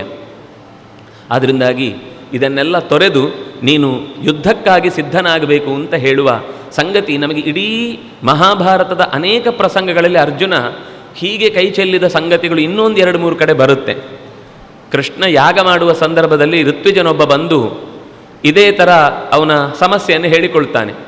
ನನ್ನ ಸೂತಿಕಾಗ್ರಹದಲ್ಲಿ ಹುಟ್ಟಿದ ಯಾವ ಮಕ್ಕಳೂ ಕೂಡ ನನ್ನ ಕೈ ಸೇರಿಲ್ಲ ಇಲ್ಲಿ ತನಕ. ಹುಟ್ಟಿದ ಮರುಕ್ಷಣ ಮರೆಯಾಗುತ್ತೆ. ನನಗೆ ಏನೆಲ್ಲ ಪ್ರಯತ್ನ ಮಾಡಿದರೂ ಇದಕ್ಕೆ ಉತ್ತರ ಸಿಗಲಿಲ್ಲ. ಏನಾದರೂ ಮಾಡಿ ಇದಕ್ಕೆ ನೀವು ಈ ಸಭೆಯಲ್ಲಿದ್ದವರು ಪರಿಹಾರ ಕೊಡಬೇಕು ಅಂತ ಕೃಷ್ಣನನ್ನೇ ಗಮನದಲ್ಲಿಟ್ಟುಕೊಂಡು ಕೇಳ್ತಾನೆ. ಕೃಷ್ಣ ಯಾಗದಲ್ಲಿದ್ದ, ಅದರಿಂದಾಗಿ ಅವನೇನು ಮಾತಾಡಲಿಲ್ಲ. ಅರ್ಜುನ ಏನಾಗಬೇಕು ಅಂತೆಲ್ಲ ಕೇಳಿದ, ಸಮಸ್ಯೆಯನ್ನು ಮತ್ತೆ ಮುಂದಿಟ್ಟ. ಆಗ ನಾನು ಬರ್ತೇನೆ ಎಂದ. ಆಗ ಋತ್ವಿಜನೇ ಹೇಳಿದ, ಅಯ್ಯೋ ನೀನು ಬೇಡ, ನನಗೆ ಕೃಷ್ಣನೇ ಬರಬೇಕು, ಯಾಕೆಂದರೆ ಇದು ಸಾಮಾನ್ಯ ಸಮಸ್ಯೆ ಅಲ್ಲ, ಈ ಹಿಂದೆಯೂ ಅನೇಕ ಜನ ಈ ರೀತಿಯ ಪ್ರಯತ್ನಗಳನ್ನು ಮಾಡಿ ಸೋತಿದ್ದಾರೆ ಅಂತೆಲ್ಲ ಹೇಳ್ದ. ಆಗ ಅವನು ಹೇಳುವ ಮಾತು, ನಾನು ಕೃಷ್ಣ ಅಲ್ಲ, ನಾನು ಪ್ರದ್ಯುಮ್ನ ಅಲ್ಲ, ನಾನು ಅನಿರುದ್ಧ ಅಲ್ಲ, ನಾನು ಅದಲ್ಲ ಇದಲ್ಲ, ನಾನು ಅರ್ಜುನ. ನನ್ನಂತಹ ಅರ್ಜುನನ ಕೈಯಲ್ಲಿ ಆಗದೇ ಇರುವ ಸಂಗತಿ ಏನು? ಮಹಾ ನೇತಾರರನ್ನೇ ಮಹಾಭಾರತದ ಯುದ್ಧದಲ್ಲಿ ಅಡಿಗೆ ಬೀಳಿಸಿದವನು ನಾನು. ಅದರಿಂದಾಗಿ ನನ್ನಿಂದ ನೀನು ಆಗೋದಿಲ್ಲ ಅಂತ ನಿರೀಕ್ಷೆ ಮಾಡೋದು. ಒಂದು ವೇಳೆ ಅವನು ಮತ್ತೆ ಹೇಳ್ತಾನೆ, ಬಾಯಿ ಬಿಟ್ಟು ಮತ್ತೆ ಹೇಳ್ತಾನೆ, ಇಲ್ಲ ಅದು ಕೃಷ್ಣನೇ ಬರಬೇಕು, ಕೃಷ್ಣನೇ ಬರಬೇಕು ಅಂತ. ಅವನು ಏನು ಹೇಳಿದ್ರು, ನೀನೇನು ಮರ್ಯಾದೆ ತೆಗಿತಾ ಇದ್ದೆ, ಇದು ಕೃಷ್ಣನಿಗೂ ಆಗುವಂಥದ್ದು, ನನ್ನಿಂದಲೇ ಆಗಬೇಕಾದದ್ದು ಅಂತ ಹೇಳಿ ಕೊನೆಗೆ ಆಗದೇ ಇದ್ದರೆ ಚಿತೆ, ಒಂದೊಂದು ಮಾಮೂಲು ಪ್ರತಿಜ್ಞೆ ಇದೆ, ಚಿತೆಯನ್ನು ತಯಾರಿಸಿ ಅದರಲ್ಲಿ ದೇಹವನ್ನು ತ್ಯಾಗ ಮಾಡ್ತೇನೆ ಅಂತ. ಆಯಿತು, ಅಲ್ಲಿಗೆ ಹೋದರು. ಎಲ್ಲ ಮಂತ್ರಾಸ್ತ್ರಗಳಿಂದ ಅವನ ಮಗು ಹುಟ್ಟುವ ಜಾಗದ ಕೋಣೆಗೆ ಹೊರಗಿನಿಂದ ಎಲ್ಲ ರಕ್ಷಾ ಕವಚಗಳನ್ನು ಬಾಣದಿಂದ ನಿರ್ಮಿಸಿದ್ದಾನೆ, ದೇವತೆಗಳನ್ನು ಅಭಿಮಂತ್ರಿಸಿ ಕೂಡಿಸಿದ್ದಾನೆ. ಮರುಕ್ಷಣ ಹುಟ್ಟಿದ ಅಳುವಿನ ಸದ್ದು ಕೇಳಿದ ಮರುಕ್ಷಣ ಮತ್ತೆ ನಾಪತ್ತೆ, ಇಲ್ಲವೇ ಇಲ್ಲ ಮಗು. ನಿನಗೆ ಗಾಬರಿ ಆಗೋಯ್ತು. ಅದಕ್ಕೋಸ್ಕರ ಎಲ್ಲ ಕಡೆ ಒಂದು ಸರ್ತಿ ಪ್ರದಕ್ಷಿಣೆ ಹಾಕಿ ಬಂದ. ಆಗ ಒಂದು ಸರ್ತಿ ಒಂದು ಭೂಮಂಡಲದ ನಮಗೆ ಪರಿಚಯ ಆಗುವ ಒಂದು ಸಂಗತಿಯನ್ನು ವ್ಯಾಸರು ನಿರೂಪಣೆ ಮಾಡ್ತಾರೆ. ಎಲ್ಲ ಕಡೆ ಓಡಾಡಿ ಬಂದರೂ ಸಿಗಲಿಲ್ಲ. ನೋಡಿ ಕೃಷ್ಣನ ಕಾರುಣ್ಯ ಎಷ್ಟು ದೊಡ್ಡದು ಅಂತ. ದೀಕ್ಷೆಯಲ್ಲಿ ಕೂತವನು ಮಧ್ಯದಲ್ಲಿ ಏಳುವ ಹಾಗಿಲ್ಲ, ಅದು ಮುಗಿದ ಮೇಲೆ ಏಳಬೇಕು. ಆದರೆ ಕೃಷ್ಣ ತನ್ನ ಭಕ್ತನಿಗೋಸ್ಕರ ಯಜ್ಞದ ಮಧ್ಯದಲ್ಲಿ ಎದ್ದು ಬಿಡ್ತಾನೆ. ಎದ್ದು, ಯಾಕೆಂದರೆ ಅವನು ನಾನು ನಾಳೆ ಮಾಡೋಣ ಅಂತಂದರೆ ಅವನು ಇವತ್ತೇ ಚಿತೆಗೆ ತಯಾರು ಮಾಡಿ ಸೂರ್ಯಾಸ್ತ ಆಗುವುದರೊಳಗೆ ಬೆಂಕಿಗೆ ಹಾರುತ್ತಾನೆ. ಅವನನ್ನು ಉಳಿಸಿಕೊಳ್ಬೇಕು ಅನ್ನುವ ಕಾರಣಕ್ಕೋಸ್ಕರ ಯಜ್ಞದ ಮಧ್ಯದಲ್ಲಿ ಹಾಗೆಯೇ ಎದ್ದು ಹೋಗೋಣ ಅಂತ ರಥದಲ್ಲಿ ಕೂಡಿಸಿಕೊಂಡು 4 ದಿಕ್ಕುಗಳನ್ನು ಹೋಗಿ ಬರ್ತಾರೆ. ಹೋಗಿ ಬಂದು ಕೊನೆಗೆ ಒಂದು ಜಾಗಕ್ಕೆ ಹೋಗ್ತಾರೆ, ಅಲ್ಲಿ ಹುಡುಕ್ತಾರೆ, ಮಗು ಸಿಗುತ್ತೆ, ತಗೊಂಡು ಬರ್ತಾರೆ. ಇದೆಲ್ಲ ಆಯಿತು ಸಂಗತಿ. ತಂದು ಆ ಮಗುವನ್ನು ಆ ಋತ್ವಿಜನಿಗೆ ಒಪ್ಪಿಸ್ತಾರೆ. ಒಪ್ಪಿಸಿ ಆದಮೇಲೆ ಅವನಿಗೆ ಸಮಾಧಾನ ಆಗುತ್ತೆ. ಕೃಷ್ಣ ಅಷ್ಟಕ್ಕೂ ಮತ್ತೆ ಕೃಷ್ಣ ವಾಪಸ್ಸು ಬಂದು ಯಜ್ಞದಲ್ಲಿ ಮಧ್ಯದಲ್ಲಿ ಎದ್ದು ಹೋದದ್ದಕ್ಕೆ ತಾನು ಪ್ರಾಯಶ್ಚಿತ್ತವನ್ನು ಮಾಡಿಕೊಳ್ತಾನೆ. ಅವನಿಗೇನ್ರಿ ಪ್ರಾಯಶ್ಚಿತ್ತ? ಆದರೆ ಒಂದು ಲೋಕದ ನಿಯಮ ಅಂತ ಬಂದಾಗ, ಯಜ್ಞದ ಕ್ರಮ ಅಂತ ಆಚರಣೆಯಲ್ಲಿ ಲೋಕದ ಜನ ನನ್ನನ್ನು ನೋಡಿ ಕಲಿಯುತ್ತಾರೆ ಅಂತ ಅನ್ನೋದು ಗೊತ್ತಾದಾಗ ಅವನು ಅದನ್ನು ಯಥಾಶಕ್ತಿ ಮಾಡಬೇಕಾದ ಕೃಚ್ಛರಾಚರಣೆಯನ್ನು ಮಾಡಿ ಪ್ರಾಯಶ್ಚಿತ್ತ ಕರ್ಮವನ್ನು ಮಾಡಿ ಯಜ್ಞವನ್ನು ಮುಂದುವರಿಸ್ತಾನೆ ಅಂತ. ಅಂದರೆ ಆ ಥರದ ಒಂದು ಬಾಂಧವ್ಯ ಕೃಷ್ಣನಿಗೆ ಮತ್ತು ಅರ್ಜುನನಿಗೆ ಇದ್ದದ್ರಿಂದ ಎಷ್ಟು ಸಲ ಅರ್ಜುನ ಜಾರಿದ್ರು ಕೃಷ್ಣ ಅವನನ್ನು ಎತ್ತಿ ಹಿಡಿದ ಅಂತ. ನಮಗೆ ದೇವರ ಹತ್ರ ಅಂಥ ಸಂಬಂಧ ಬೇಕು. ಆ ರೀತಿ ಎಷ್ಟು ನಾವು ಮಧ್ಯದಲ್ಲಿ ಮನುಷ್ಯನಾಗಿ ಎಡವಿದ್ರೂ ಭಗವಂತನಿಂದ ದೂರ ಆಗದೇ ಇರುವ ಸ್ಥಿತಿಯಲ್ಲಿ ನಮ್ಮನ್ನು ನಾವು ಕಾಪಾಡಿಕೊಳ್ಬೇಕು. ಆ ಒಂದು ಪ್ರೀತಿ ಅರ್ಜುನನು ಉಳಿಸಿಕೊಂಡಿದ್ದ, ಕೃಷ್ಣನೂ ಅದನ್ನು ನಡೆಸಿಕೊಟ್ಟ. ಒಂದು ಸರ್ತಿ ಈ ಪ್ರಸಂಗ ಬಂದಾಗ ನೆನಪಾಯಿತು. ನಮ್ಮ ಗುರುಗಳು ವಿಶ್ವೇಶತೀರ್ಥ ಶ್ರೀಪಾದರು ಯಾವುದೋ ಒಂದು ಕಾರಣಕ್ಕೆ ಅವರು ಇಲ್ಲಿ ಉಡುಪಿಯಲ್ಲಿದ್ದಾರೆ ಚಾತುರ್ಮಾಸ್ಯದಲ್ಲಿ, ಗುರುಗಳು ಬೆಂಗಳೂರಿನಲ್ಲಿದ್ದಾರೆ. ಇಲ್ಲೇನೋ ಅವರಿಗೆ ತುಂಬ ವ್ಯಥೆ ಆಯಿತು ಅಂತ ಹೇಳಿ ನಿದ್ದೆ ಬರ್ತಿಲ್ಲ ಅವರಿಗೆ. 3 ದಿವಸ ನಿದ್ದೆ ಮಾಡಿರಲಿಲ್ಲ ಅಂತ ಯಾವುದೋ ಕಾರಣಕ್ಕೆ. ನಿದ್ದೆ ಮಾಡಿರಲಿಲ್ಲ ಗೊತ್ತಾಗಿ ತುಂಬ ಅನಾರೋಗ್ಯ ಪೀಡಿತರಾಗಿದ್ದಾರೆ ಅಂತ ಗೊತ್ತಾದಾಗ ತಾನು ಚಾತುರ್ಮಾಸ್ಯದ ಮಧ್ಯದಿಂದ ಶಿಷ್ಯನನ್ನು ನೋಡಬೇಕು ಅಂತ ಬಂದು, ಆಶ್ಚರ್ಯ ಏನು ಅಂದರೆ ಬರ್ತಾ ಇದ್ದಾರೆ ಅಂತ ಗೊತ್ತಾಯ್ತಂತೆ. ಬೆಳಿಗ್ಗೆ ಬರ್ತಾ ಇದ್ದಾರೆ ಅಂತ ಗೊತ್ತಾದ ತಕ್ಷಣ ಇವರು ಆರೋಗ್ಯ ರೆಡಿಯಾಗಿಬಿಟ್ಟಿದೆ. ರೆಡಿಯಾಗಿ ಮರುದಿವಸ ಎದ್ದು ಗುರುಗಳನ್ನು ಸ್ವಾಗತಿಸಿ ಅಪ್ಕೊಂಡಿದ್ದಾರಂತೆ. ಮಾತೇ ಆಡಿಲ್ಲ ಇಬ್ಬರು. ಅರ್ಧ ಗಂಟೆ ಇಬ್ಬರೂ ಕೂಡ ಒಬ್ರಿಗೊಬ್ರು ನೋಡಿಕೊಂಡು ಅಪ್ಪಿಕೊಂಡು ಸುಮ್ಮನೆ ಅಷ್ಟೇ. ಅಂದರೆ ಅಷ್ಟು ಸಂಬಂಧ ಇದ್ದಾಗ ಮಾತ್ರ ಮೀರಿ ಹೋದ ನಿಯಮಗಳು ಕೂಡ ಅದು ಒಂದು ಲೋಕೋತ್ತರವಾದ ಸಂದೇಶವನ್ನು ಕೊಡುತ್ತೆ. ಮತ್ತು ಅಂಥ ದೋಷಗಳಿಗೆ ನಾವು ಮಾಡುವ ಹಾಗೆ ನಮಗೆ ಮಧ್ಯದಲ್ಲಿ ಏನೋ ಒಂದು ಆಟದಲ್ಲೋ ಏನಾದರೂ ವಿಶೇಷವಾದ ಘಟನೆ ನಡೆಯಿತು ಅಂದರೆ ಜಪದಿಂದ ಸೀದೆ ಎದ್ದೋಗಿ ನೋಡಿ, ಈಗ ಸರಿ, ನೆಕ್ಸ್ಟು ಮತ್ತೆ ಮುಂದುವರು. ದೇವ್ರು ಕಾಯ್ತಾ ಕೂತಿರ್ಬೇಕು. ನಾವು ಅರ್ಘ್ಯಂ ತರ್ಪಯಾಮಿನೋ ಸಮರ್ಪಯಾಮಿನೋ ಏನೋ ಹೇಳೋ ಮಧ್ಯದಲ್ಲಿ ಹೋದರೆ ಅವನು ಬಾಯಾ ಮಾಡ್ತಾ ಕೂತಿದ್ದವನು ಅವನ ಮಧ್ಯದಲ್ಲಿ. ನಮ್ಮದೆಲ್ಲ ಮುಗಿಸಿ ಬಂದಮೇಲೆ ಮತ್ತೆ ನಮ್ಮ ಮುಂದಿನ ಕಾರ್ಯಕ್ರಮ ಹೇಳ್ಕೊಳ್ಳಿಕ್ಕೆ ತುಂಬ ಮುಖ್ಯವಾದ ಜವಾಬ್ದಾರಿಗಳನ್ನು ನಿರ್ವಹಿಸ್ತಾ ಇದ್ದೇವೆ ಅಂತ. ಆದರೆ ಕೃಷ್ಣನ ಅರ್ಜುನನ ಜೊತೆಗಿನ ಸಂಬಂಧ, ಆ ಉಪದೇಶ ಕೊಡಬೇಕು ಅಂದರೆ ನೋಡಿ, ಇದು ಇನ್ನೂ ಒಂದು ಸಂಗತಿಗೆ ನಮಗೆ ಬಲ ಕೊಡುತ್ತೆ. ಗೀತೆ ಯಾಕೆ ಅಷ್ಟು ಪ್ರಮುಖವಾಗುತ್ತೆ ಅನ್ನೋದಕ್ಕೆ. ಯಾವಾಗಲೂ ಒಳ್ಳೆಯ ಸಂಬಂಧಗಳ ನಡುವೆ ಹುಟ್ಟಿದ ಸಂವಾದದಲ್ಲಿ ತುಂಬ ಪ್ರಾಮಾಣಿಕವಾದ ಅಂಶಗಳಿರ್ತವೆ. ಒಂದು ವಿಷಯ ಅತ್ಯಂತ ಪ್ರಾಮಾಣಿಕವಾಗಬೇಕು ಅಂತಂದರೆ 3 ಕಾರಣಗಳಿರಬೇಕು. ಹೇಳುವವನಿಗೆ ತುಂಬ ತಿಳಿದಿರಬೇಕು, ಕೇಳುವವನಿಗೆ ತುಂಬ ಆಸಕ್ತಿ ಇರಬೇಕು, ಮತ್ತು ಹೇಳುವವನಿಗೂ ಕೇಳುವವನಿಗೂ ಆ ಕೇಳುವ ಒಂದು ಪ್ರಸಂಗ ಅಂತ ಹೇಳ್ತೇವಲ್ಲ, ಅದು ತುಂಬ ಸರಿಯಾಗಿರಬೇಕು. ಏನೋ ತಮಾಷೆಗೆ ಹೇಳುವ ವಿಷಯ ಬಂದಾಗ ಅವನು ಹಾರಿಸ್ಕೊಂಡು ಹೋಗ್ತಾರೆ ಉತ್ತರ, ನಿಜವಾದದ್ದು ಹೇಳುವುದೇ ಇಲ್ಲ. ಶಿಷ್ಯನಿಗೆ ಅರ್ಥ ಆಗಿರುತ್ತೆ, ಪಕ್ಕದಲ್ಲಿದ್ದವನಿಗೆ ಇವರೇನೋ ಹೇಳಿದ್ರು ಅದಕ್ಕೆ ಈ ಉತ್ತರನ ನಾನು ಫಸ್ಟ್ ಟೈಮ್ ಕೇಳ್ತಾ ಇದ್ದೇನೆ, ನಾನು ಹೀಗೆ ಅಂದ್ಕೊಂಡಿದ್ದೆ ಅಂತ ಅವನು ಬೇರೆನೇ ತಿಳ್ಕೊಂಡು ಹೋಗ್ತಾನೆ. ಅದರಿಂದಾಗಿ ಇಬ್ಬರು ಗಂಭೀರವಾದ ಚಿಂತನೆ ಮಾಡುವಾಗ ಹೇಳಬೇಕು ಅನ್ನುವ ಕಾತರ, ಕೇಳಬೇಕು ಅನ್ನುವ ಆಸಕ್ತಿ ಮತ್ತು ಹೇಳಲೇಬೇಕಾದ ಪ್ರಸಂಗ ಇದಿದ್ದಾಗ ಮಾತ್ರ ಒಂದು ವಿಷಯ ಸತ್ಯ ಆಗುತ್ತೆ, ಪ್ರಾಮಾಣಿಕವಾಗುತ್ತೆ. ಇಂಥ ಪ್ರಾಮಾಣಿಕವಾದ ಮಾತುಗಳನ್ನು ನಾವು ಅನುಸಂಧಾನ ಮಾಡುವಾಗಲೂ ನಾವು ಅದಕ್ಕೆ ಅರ್ಥ ಮಾಡ್ತೇವೆ ಅಂತ ನಮ್ಮ ಚಿಂತನೆಯನ್ನು ಅದರಲ್ಲಿ ತುಂಬಲಿಕ್ಕೆ ಹೋದರೆ ನಾವು ಅಪಚಾರ ಮಾಡಿದ ಹಾಗಲ್ವ. ಗೀತೆಯಲ್ಲಿ ಹಾಗೆಲ್ಲ ಹೇಳ್ಬೋದು, ಆದರೆ ನಮಗೆ ಪ್ರಮಾಣ ವೇದದಲ್ಲಿರುವ 4 ಮಾತುಗಳು ಮಾತ್ರ. ಅದಕ್ಕಿಂತ ಆಚೆಗೆ ಇತ್ತಿದ್ದು ಯಾವುದು ನಮಗೆ ಪ್ರಮಾಣ ಅಲ್ಲ. ಅಹಂ ಹಿ ಸರ್ವಯಜ್ಞಾನಾಂ ಭೋಕ್ತಾಚ ಪ್ರಭುರೇವಚ ಮತ್ತಃ ಪರತರಂ ನಾನ್ಯತ್ ಕಿಂಚಿದಸ್ತಿ ಧನಂಜಯ ಅಂತ ಇಷ್ಟು ಸ್ಪಷ್ಟ ಹೇಳಿದ ಮೇಲೂ ನಮ್ಗೆ 2 ಬ್ರಹ್ಮರಿದ್ದಾರೆ. ನೀವು ತಿಳ್ಕೊಂಡ ಬ್ರಹ್ಮ, ನಾವು ಅನ್ಕೊಂಡ ಬ್ರಹ್ಮ ಅಂತ.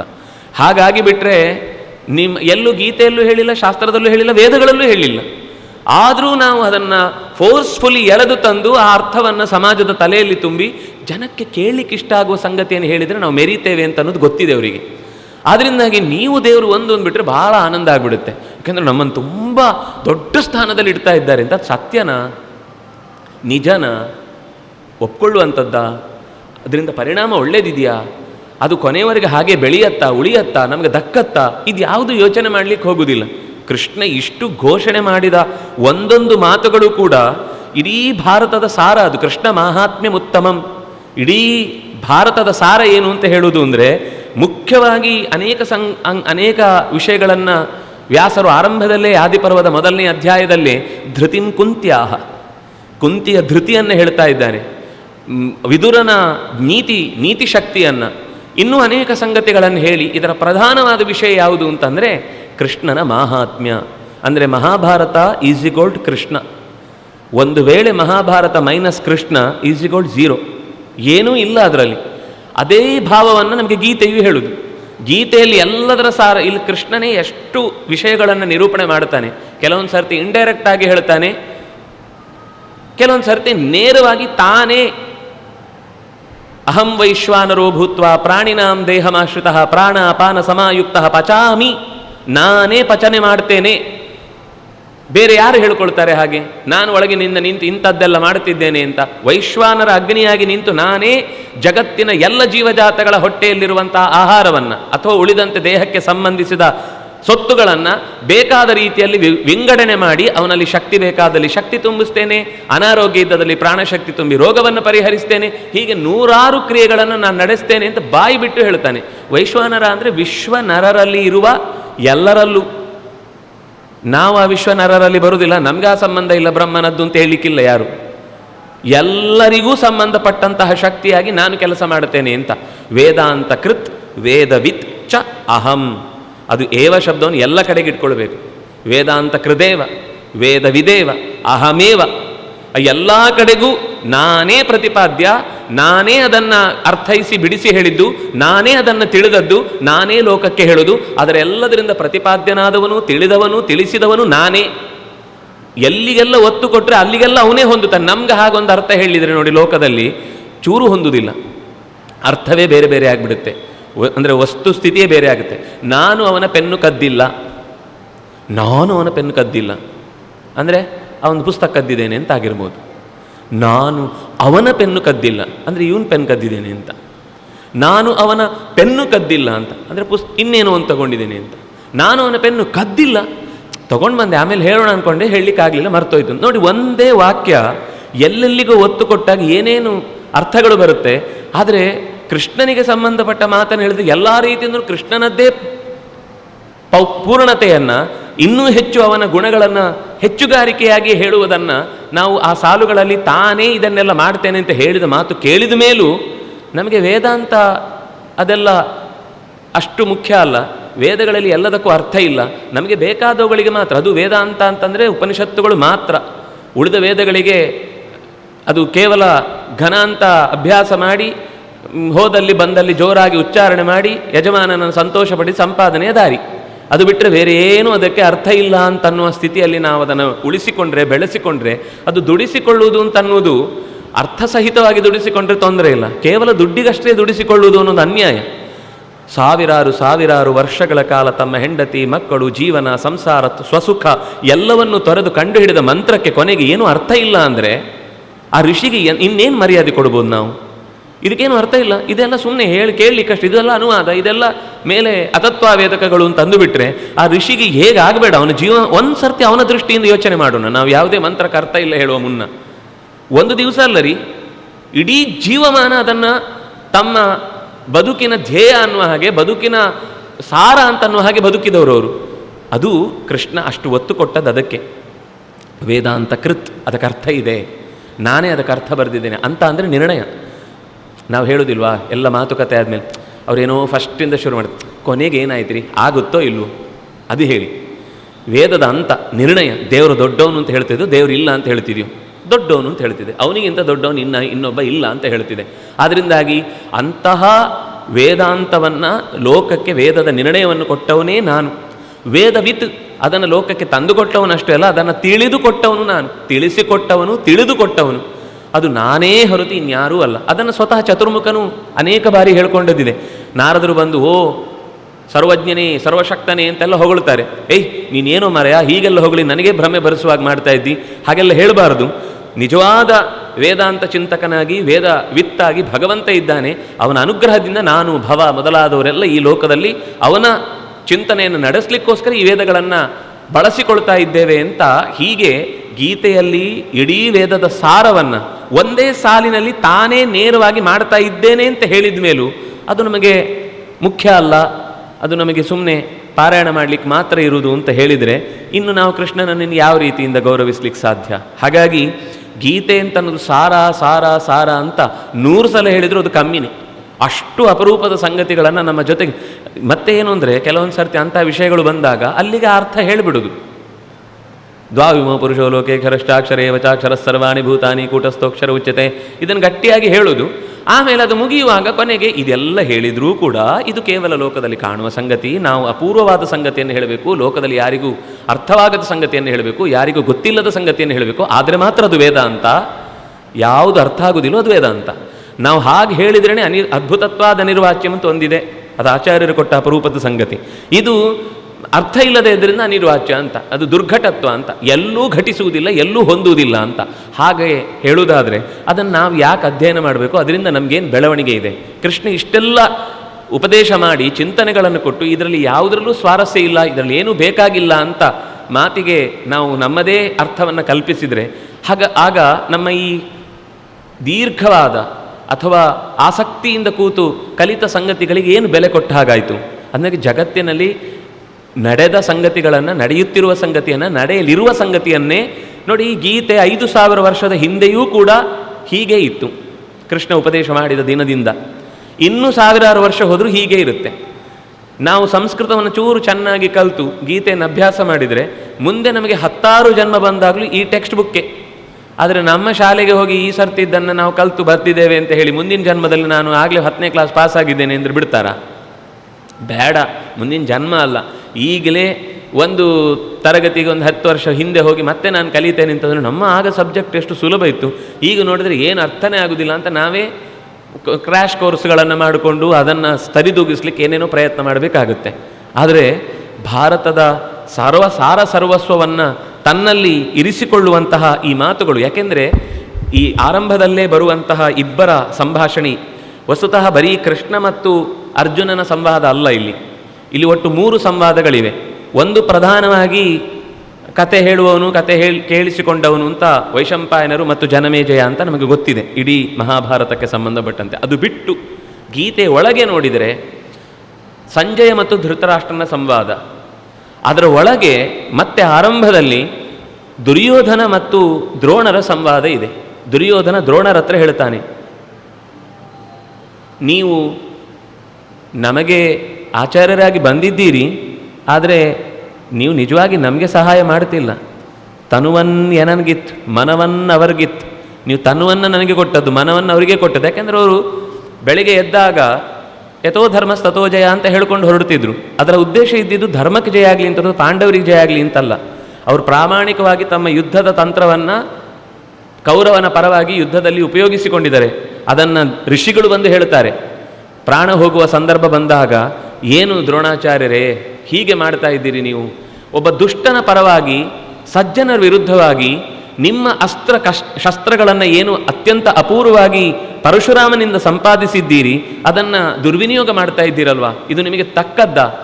ನಿಮಗೆ ಆಶ್ರಮದಿಂದಲೂ ಕೂಡುವುದಿಲ್ಲ, ವರ್ಣದಿಂದಲೂ ಕೂಡುವುದಿಲ್ಲ, ನೀವು ಯಾವ ದೃಷ್ಟಿಯಿಂದಲೂ ಕೂಡ ಯುದ್ಧ ಮಾಡುವುದು ನಿಮಗೆ ಹೋಲುವ ಸಂಗತಿ ಅಲ್ಲ. ಆದ್ದರಿಂದಾಗಿ ನೀವು ಇದನ್ನು ತಪ್ಪು ಮಾಡ್ತಾ ಇದ್ದೀರಿ ಅಂತ ಹೇಳಿದ ಮೇಲೆ ಅವರಿಗೆ ಯೋಚನೆ ಹತ್ತಿ ತಕ್ಷಣವೇ ಕೈ ಚೆಲ್ಲಿ ಕೂತರು ಧ್ಯಾನಕ್ಕೆ ಅಂತ. ಹೀಗೆ ಒಂದಲ್ಲ ಒಂದು ರೀತಿಯಲ್ಲಿ ನಮಗೆ ನಮ್ಮ ಒಳಗೆ ಇರುವಂತಹ ದೋಷಗಳನ್ನು ಎಚ್ಚರಿಸುವ ರೀತಿಯ ಮಾತುಗಳಾಗಿ ಗೀತೆಯ ಸಂಗತಿಗಳು ಬರ್ತವೆ. ಪಶ್ಯೈತಾನ್ ಪಾಂಡುಪುತ್ರಾಣಂ ಆಚಾರ್ಯ ಮಹತೀಂ ಚಮೂಂ. ತುಂಬ ಚಂದದ ಮಾತು. ಇದಕ್ಕೆ ಗೋವಿಂದಾಚಾರ್ಯರು ಹೇಳುವಾಗ, ಅದನ್ನು ಓದುವಾಗ ಸ್ವಲ್ಪ ಬಿಡಿಸಿ ಓದಿ ಅಂತ. ಪಶ್ಯೈತಾಂ ಪಾಂಡುಪುತ್ರಾಣಂ ಆಚಾರ್ಯ. ಪಶ್ಯೈತಾಂ ಪಾಂಡುಪುತ್ರಾಣಂ ನಿಲ್ಲಿಸಲಿಕ್ಕಿಲ್ಲ. ಪಶ್ಯೈತಾಂ ಪಾಂಡುಪುತ್ರಾಣಂ ಆಚಾರ್ಯ, ಅದು ಕೊಂಕದು. ಮಹತೀಂ ಚಮೂಂ, ಯಾಕೆಂದರೆ ಅದು ಹೌದು ಅನ್ನೋದಕ್ಕೆ ಮುಂದೆ ತವ ಶಿಷ್ಯೇಣ ಧೀಮತ ಅಂತ ಬೈತಾನೆ. ದೃಷ್ಟದ್ಯುಮ್ನ ದ್ರೋಣಾಚಾರ್ಯರ ಹತ್ರ ಪಾಠ ಕಲಿತವ. ದೃಷ್ಟದ್ಯುಮ್ನ ಅವರನ್ನು ಕೊಲ್ಲಿಕ್ಕೋಸ್ಕರನೇ ಹುಟ್ಟಿದವ ಅಂತ ದ್ರೋಣಾಚಾರ್ಯರಿಗೂ ಗೊತ್ತಿತ್ತು. ಆದರೂ ಅವನಿಗೆ ಪಾಠ ಮಾಡಿದರು. ಒಂದು, ಕಲಿಯುವ ವಿದ್ಯಾರ್ಥಿ ಪ್ರಾಮಾಣಿಕನಾಗಿದ್ದಾಗ ಗುರುವಾಗಿ ಯಾರಿಗೂ ಹೇಳ್ಕೊಡುವುದಿಲ್ಲ ಅಂತ ಹೇಳಲಿಕ್ಕಿಲ್ಲ ಅಂತ. ಎರಡನೇದು, ಗುರುತ್ವದ ಬಗ್ಗೆ ಒಂದು ನಿಜವಾದ ಭಾರ ಹುಟ್ಟುತ್ತೆ ಲೋಕದಲ್ಲಿ. ಗುರುತ್ವವನ್ನು ಚೆನ್ನಾಗಿ ನಡೆಸಿದ್ದಕ್ಕೆ ಯಶಸ್ಸು, ಕೀರ್ತಿ ಬರುತ್ತೆ. ಇನ್ನೂ ಆಳವಾಗಿ ಯೋಚನೆ ಮಾಡಿದರೆ ಯಾವುದನ್ನು ಅವರು ಭಗವಂತನ ನಿಯಮದಲ್ಲ ಅದಿದೆ ಅಂತಂದಮೇಲೆ, ನನ್ನನ್ನು ಅವನು ಕೊಲ್ಲುವುದು ಹೌದು ಅಂತಂದಮೇಲೆ ನಾನು ಹೇಳಿ ಕೊಡದೇ ಇದ್ರೂ ಕೂಡ ಅವನಿಂದ ಸಾವು ಅನ್ನೋದು ನಿಶ್ಚಯ ಅಂದಮೇಲೆ ನಾನು ಯಾಕೆ ಅದನ್ನು ಡಿನೈ ಮಾಡಿ? ನೋಡಿ, ಇದರಿಂದ ಇನ್ನೊಂದು ಸಂಗತಿ ಗೊತ್ತಾಗುತ್ತೆ. ಇಷ್ಟು ತನ್ನ ಸಾವಿಗೆ ಕಾರಣವಾಗುವ ಸಂಗತಿ ಗೊತ್ತಿದ್ದಾಗಲೂ ಒಬ್ಬ ವಿರೋಧಿಗೆ ಪಾಠ ಮಾಡಿದವನು ಕರ್ಣನಿಗೆ ಪಾಠ ಮಾಡಲಿಲ್ಲ ಅಂದರೆ ಏನರ್ಥ? ಅವು ಜಾತಿ ವ್ಯವಸ್ಥೆಯಿಂದ ಅಲ್ಲ, ಎಲ್ಲ ಈ ಕಥೆಗಳನ್ನು ತಮಗೆ ಬೇಕಾದಂತೆ ಬಳಸಿಕೊಳ್ಳುವುದರಲ್ಲೇ ನಾವು ಸಿದ್ಧಹಸ್ತರು. ಎರಡು ಪ್ರಸಂಗ ಇದೆ ಕರ್ಣನಿಗೆ. ಕೇವಲ ದ್ರೋಣಾಚಾರ್ಯರಿಂದ ಆದರೆ ಸರಿಯಪ್ಪ, ದ್ರೋಣಾಚಾರ್ಯರಿಗೆ ಹಾಗೆ ಮನಸ್ಸಿತ್ತು ಅಂತ. ಪರಶುರಾಮನಿಂದಲೂ ಹಾಗೆ ಆಯ್ತಲ್ವಾ? ಅಲ್ಲ, ಪರಶುರಾಮನು ಹಾಗೆ ಮಾಡಿದ್ದು. ಹಾಗಾದರೆ 12 ವರ್ಷ ಯಾಕೆ ಹೇಳಿಕೊಟ್ರು? ನಿಜವಾಗಿ ಅವರಿಗೆ ಅದೇ ಭಾವ ಇದ್ದಿದ್ರೆ, ಅವನಿಗೆ ಹೇಳಿಕೊಡಬಾರ್ದು ಅನ್ನೋ ಭಾವ ಇದ್ದರೆ ಮೊದಲು 12 ವರ್ಷ ಯಾಕೆ ಹೇಳಿಕೊಟ್ರು? ಕಾದ್ರು ಅವನು ಸುಳ್ಳು ಹೇಳ್ತಾ ಇರೋದನ್ನು ಇವತ್ತಾದರೂ, ನಾಳೆ ಆದರೂ, ನಾಳಿದ್ದಾದರೂ, ಕೊನೆಗೆ ಬಿಟ್ಟು ಹೋಗುವ ಆದರೂ ನಾನು ಯಾರು ಅಂತ ತನ್ನ ನಿಜವನ್ನು ಹೇಳಿ ಹೋಗ್ತಾನೆ ಅಂತ ಕಾದರು. ಅವನ ಕಲಿಕೆಯಲ್ಲಿದ್ದ ಒಂದೇ ಉದ್ದೇಶ ಜಿದ್ದು. ನಾನು ಅರ್ಜುನನಿಗೆ ಸಮನಾಗಬೇಕು, ಅರ್ಜುನನನ್ನು ಹಣಿಯಬೇಕು, ಇಷ್ಟೇ ಉದ್ದೇಶದಿಂದ ಕಲ್ತದ್ದು ಹೊರತು ಕಲಿಬೇಕು ಅಂತ ಕಲ್ತದ್ದಲ್ಲ. ಇದೇ ಕಾರಣಕ್ಕೆ ದ್ರೋಣಾಚಾರ್ಯರು ಪಾಠ ಮಾಡಿರಲಿಲ್ಲ. ಇದೇ ಕಾರಣಕ್ಕಾಗಿ ಪರಶುರಾಮ ದೇವ ಕೂಡ ಶಾಪ ಕೊಟ್ಟದ್ದು ವಿದ್ಯೆಯೇ ಹೋಗಲಿ ಅಂತಲ್ಲ. ಯಾವಾಗ ನೀನು ಜಿದ್ದಿನಿಂದ ಯುದ್ಧ ಮಾಡ್ತೀಯೋ ಆವಾಗ ನೀಗೆ ಅಸ್ತ್ರಗಳು ನಿನಗೆ ಮರೆಯಾಗಲಿ. ಹಾಗೆ ಅಂತ ಹೇಳಿ ಅವನು ಬೇರೆ ಯುದ್ಧದಲ್ಲಿ ಚೆನ್ನಾಗಿ ಯುದ್ಧ ಮಾಡಿ ಗೆದ್ದಿದ್ದಾನೆ. ಯಾವಾಗ ದ್ವೇಷ ಬಂತೋ ಆಗೆಲ್ಲ ಸೋತಿದ್ದಾನೆ. ನೀವು ಗಮನಿಸಿ, ಇಡೀ ಕಥೆಯನ್ನು ಗಮನಿಸಿ. ಕರ್ಣ ಯುದ್ಧ ಮಾಡಿದ ಅನೇಕ ಪ್ರಸಂಗಗಳು, ಜರಾಸಂಧನನ್ನೇ ಸೋಲಿಸಿದ್ದಾನೆ. ಆದರೆ ಪಾಂಡವರು ಅಂತ ಎಲ್ಲಿ ಬಂದರೋ ಅವರತ್ರ ಯುದ್ಧ ಮಾಡುವಾಗೆಲ್ಲ ಕೈ ಸುಟ್ಕೊಂಡಿದ್ದಾನೆ. ನಿಮಗೆ ದ್ರೌಪದಿಯ ಪ್ರಸಂಗದಲ್ಲಿರಬಹುದು, ಅಥವಾ ಉತ್ತರ ಗೋಗ್ರಹಣದ ಪ್ರಸಂಗ ಇರಬಹುದು, ಅಥವಾ ಘೋಷಯಾತ್ರೆಯ ಸಂದರ್ಭದಲ್ಲಿರ್ಬೋದು. ಇಲ್ಲಿ ಎಲ್ಲ ಕಡೆಯಲ್ಲಿ ಕರ್ಣ ಪಲಾಯನ ಮಾಡಿದ್ದಾನೆ, ಕಾಲಿಗೆ ಬುದ್ಧಿ ಹೇಳಿದ್ದಾನೆ. ಯಾಕೆ ಅಂತಂದರೆ ಆಗ ಆ ಜಿದ್ದು ಯಾವಾಗೆಲ್ಲ ಎದ್ದು ನಿಂತಿತೋ ಆಗೆಲ್ಲ ಸೋತಿದ್ದಾನೆ. ಆದರೆ ನಿಜವಾದ ಯುದ್ಧ ಅಂದರೆ ಬರೀ ಯುದ್ಧ ಅಂದಮೇಲೆ ಇಬ್ಬರಿಗೂ ಸೋಲು ಗೆಲುವಿನ ಅವಕಾಶ ಸಮಾನ ಅಲ್ವಾ?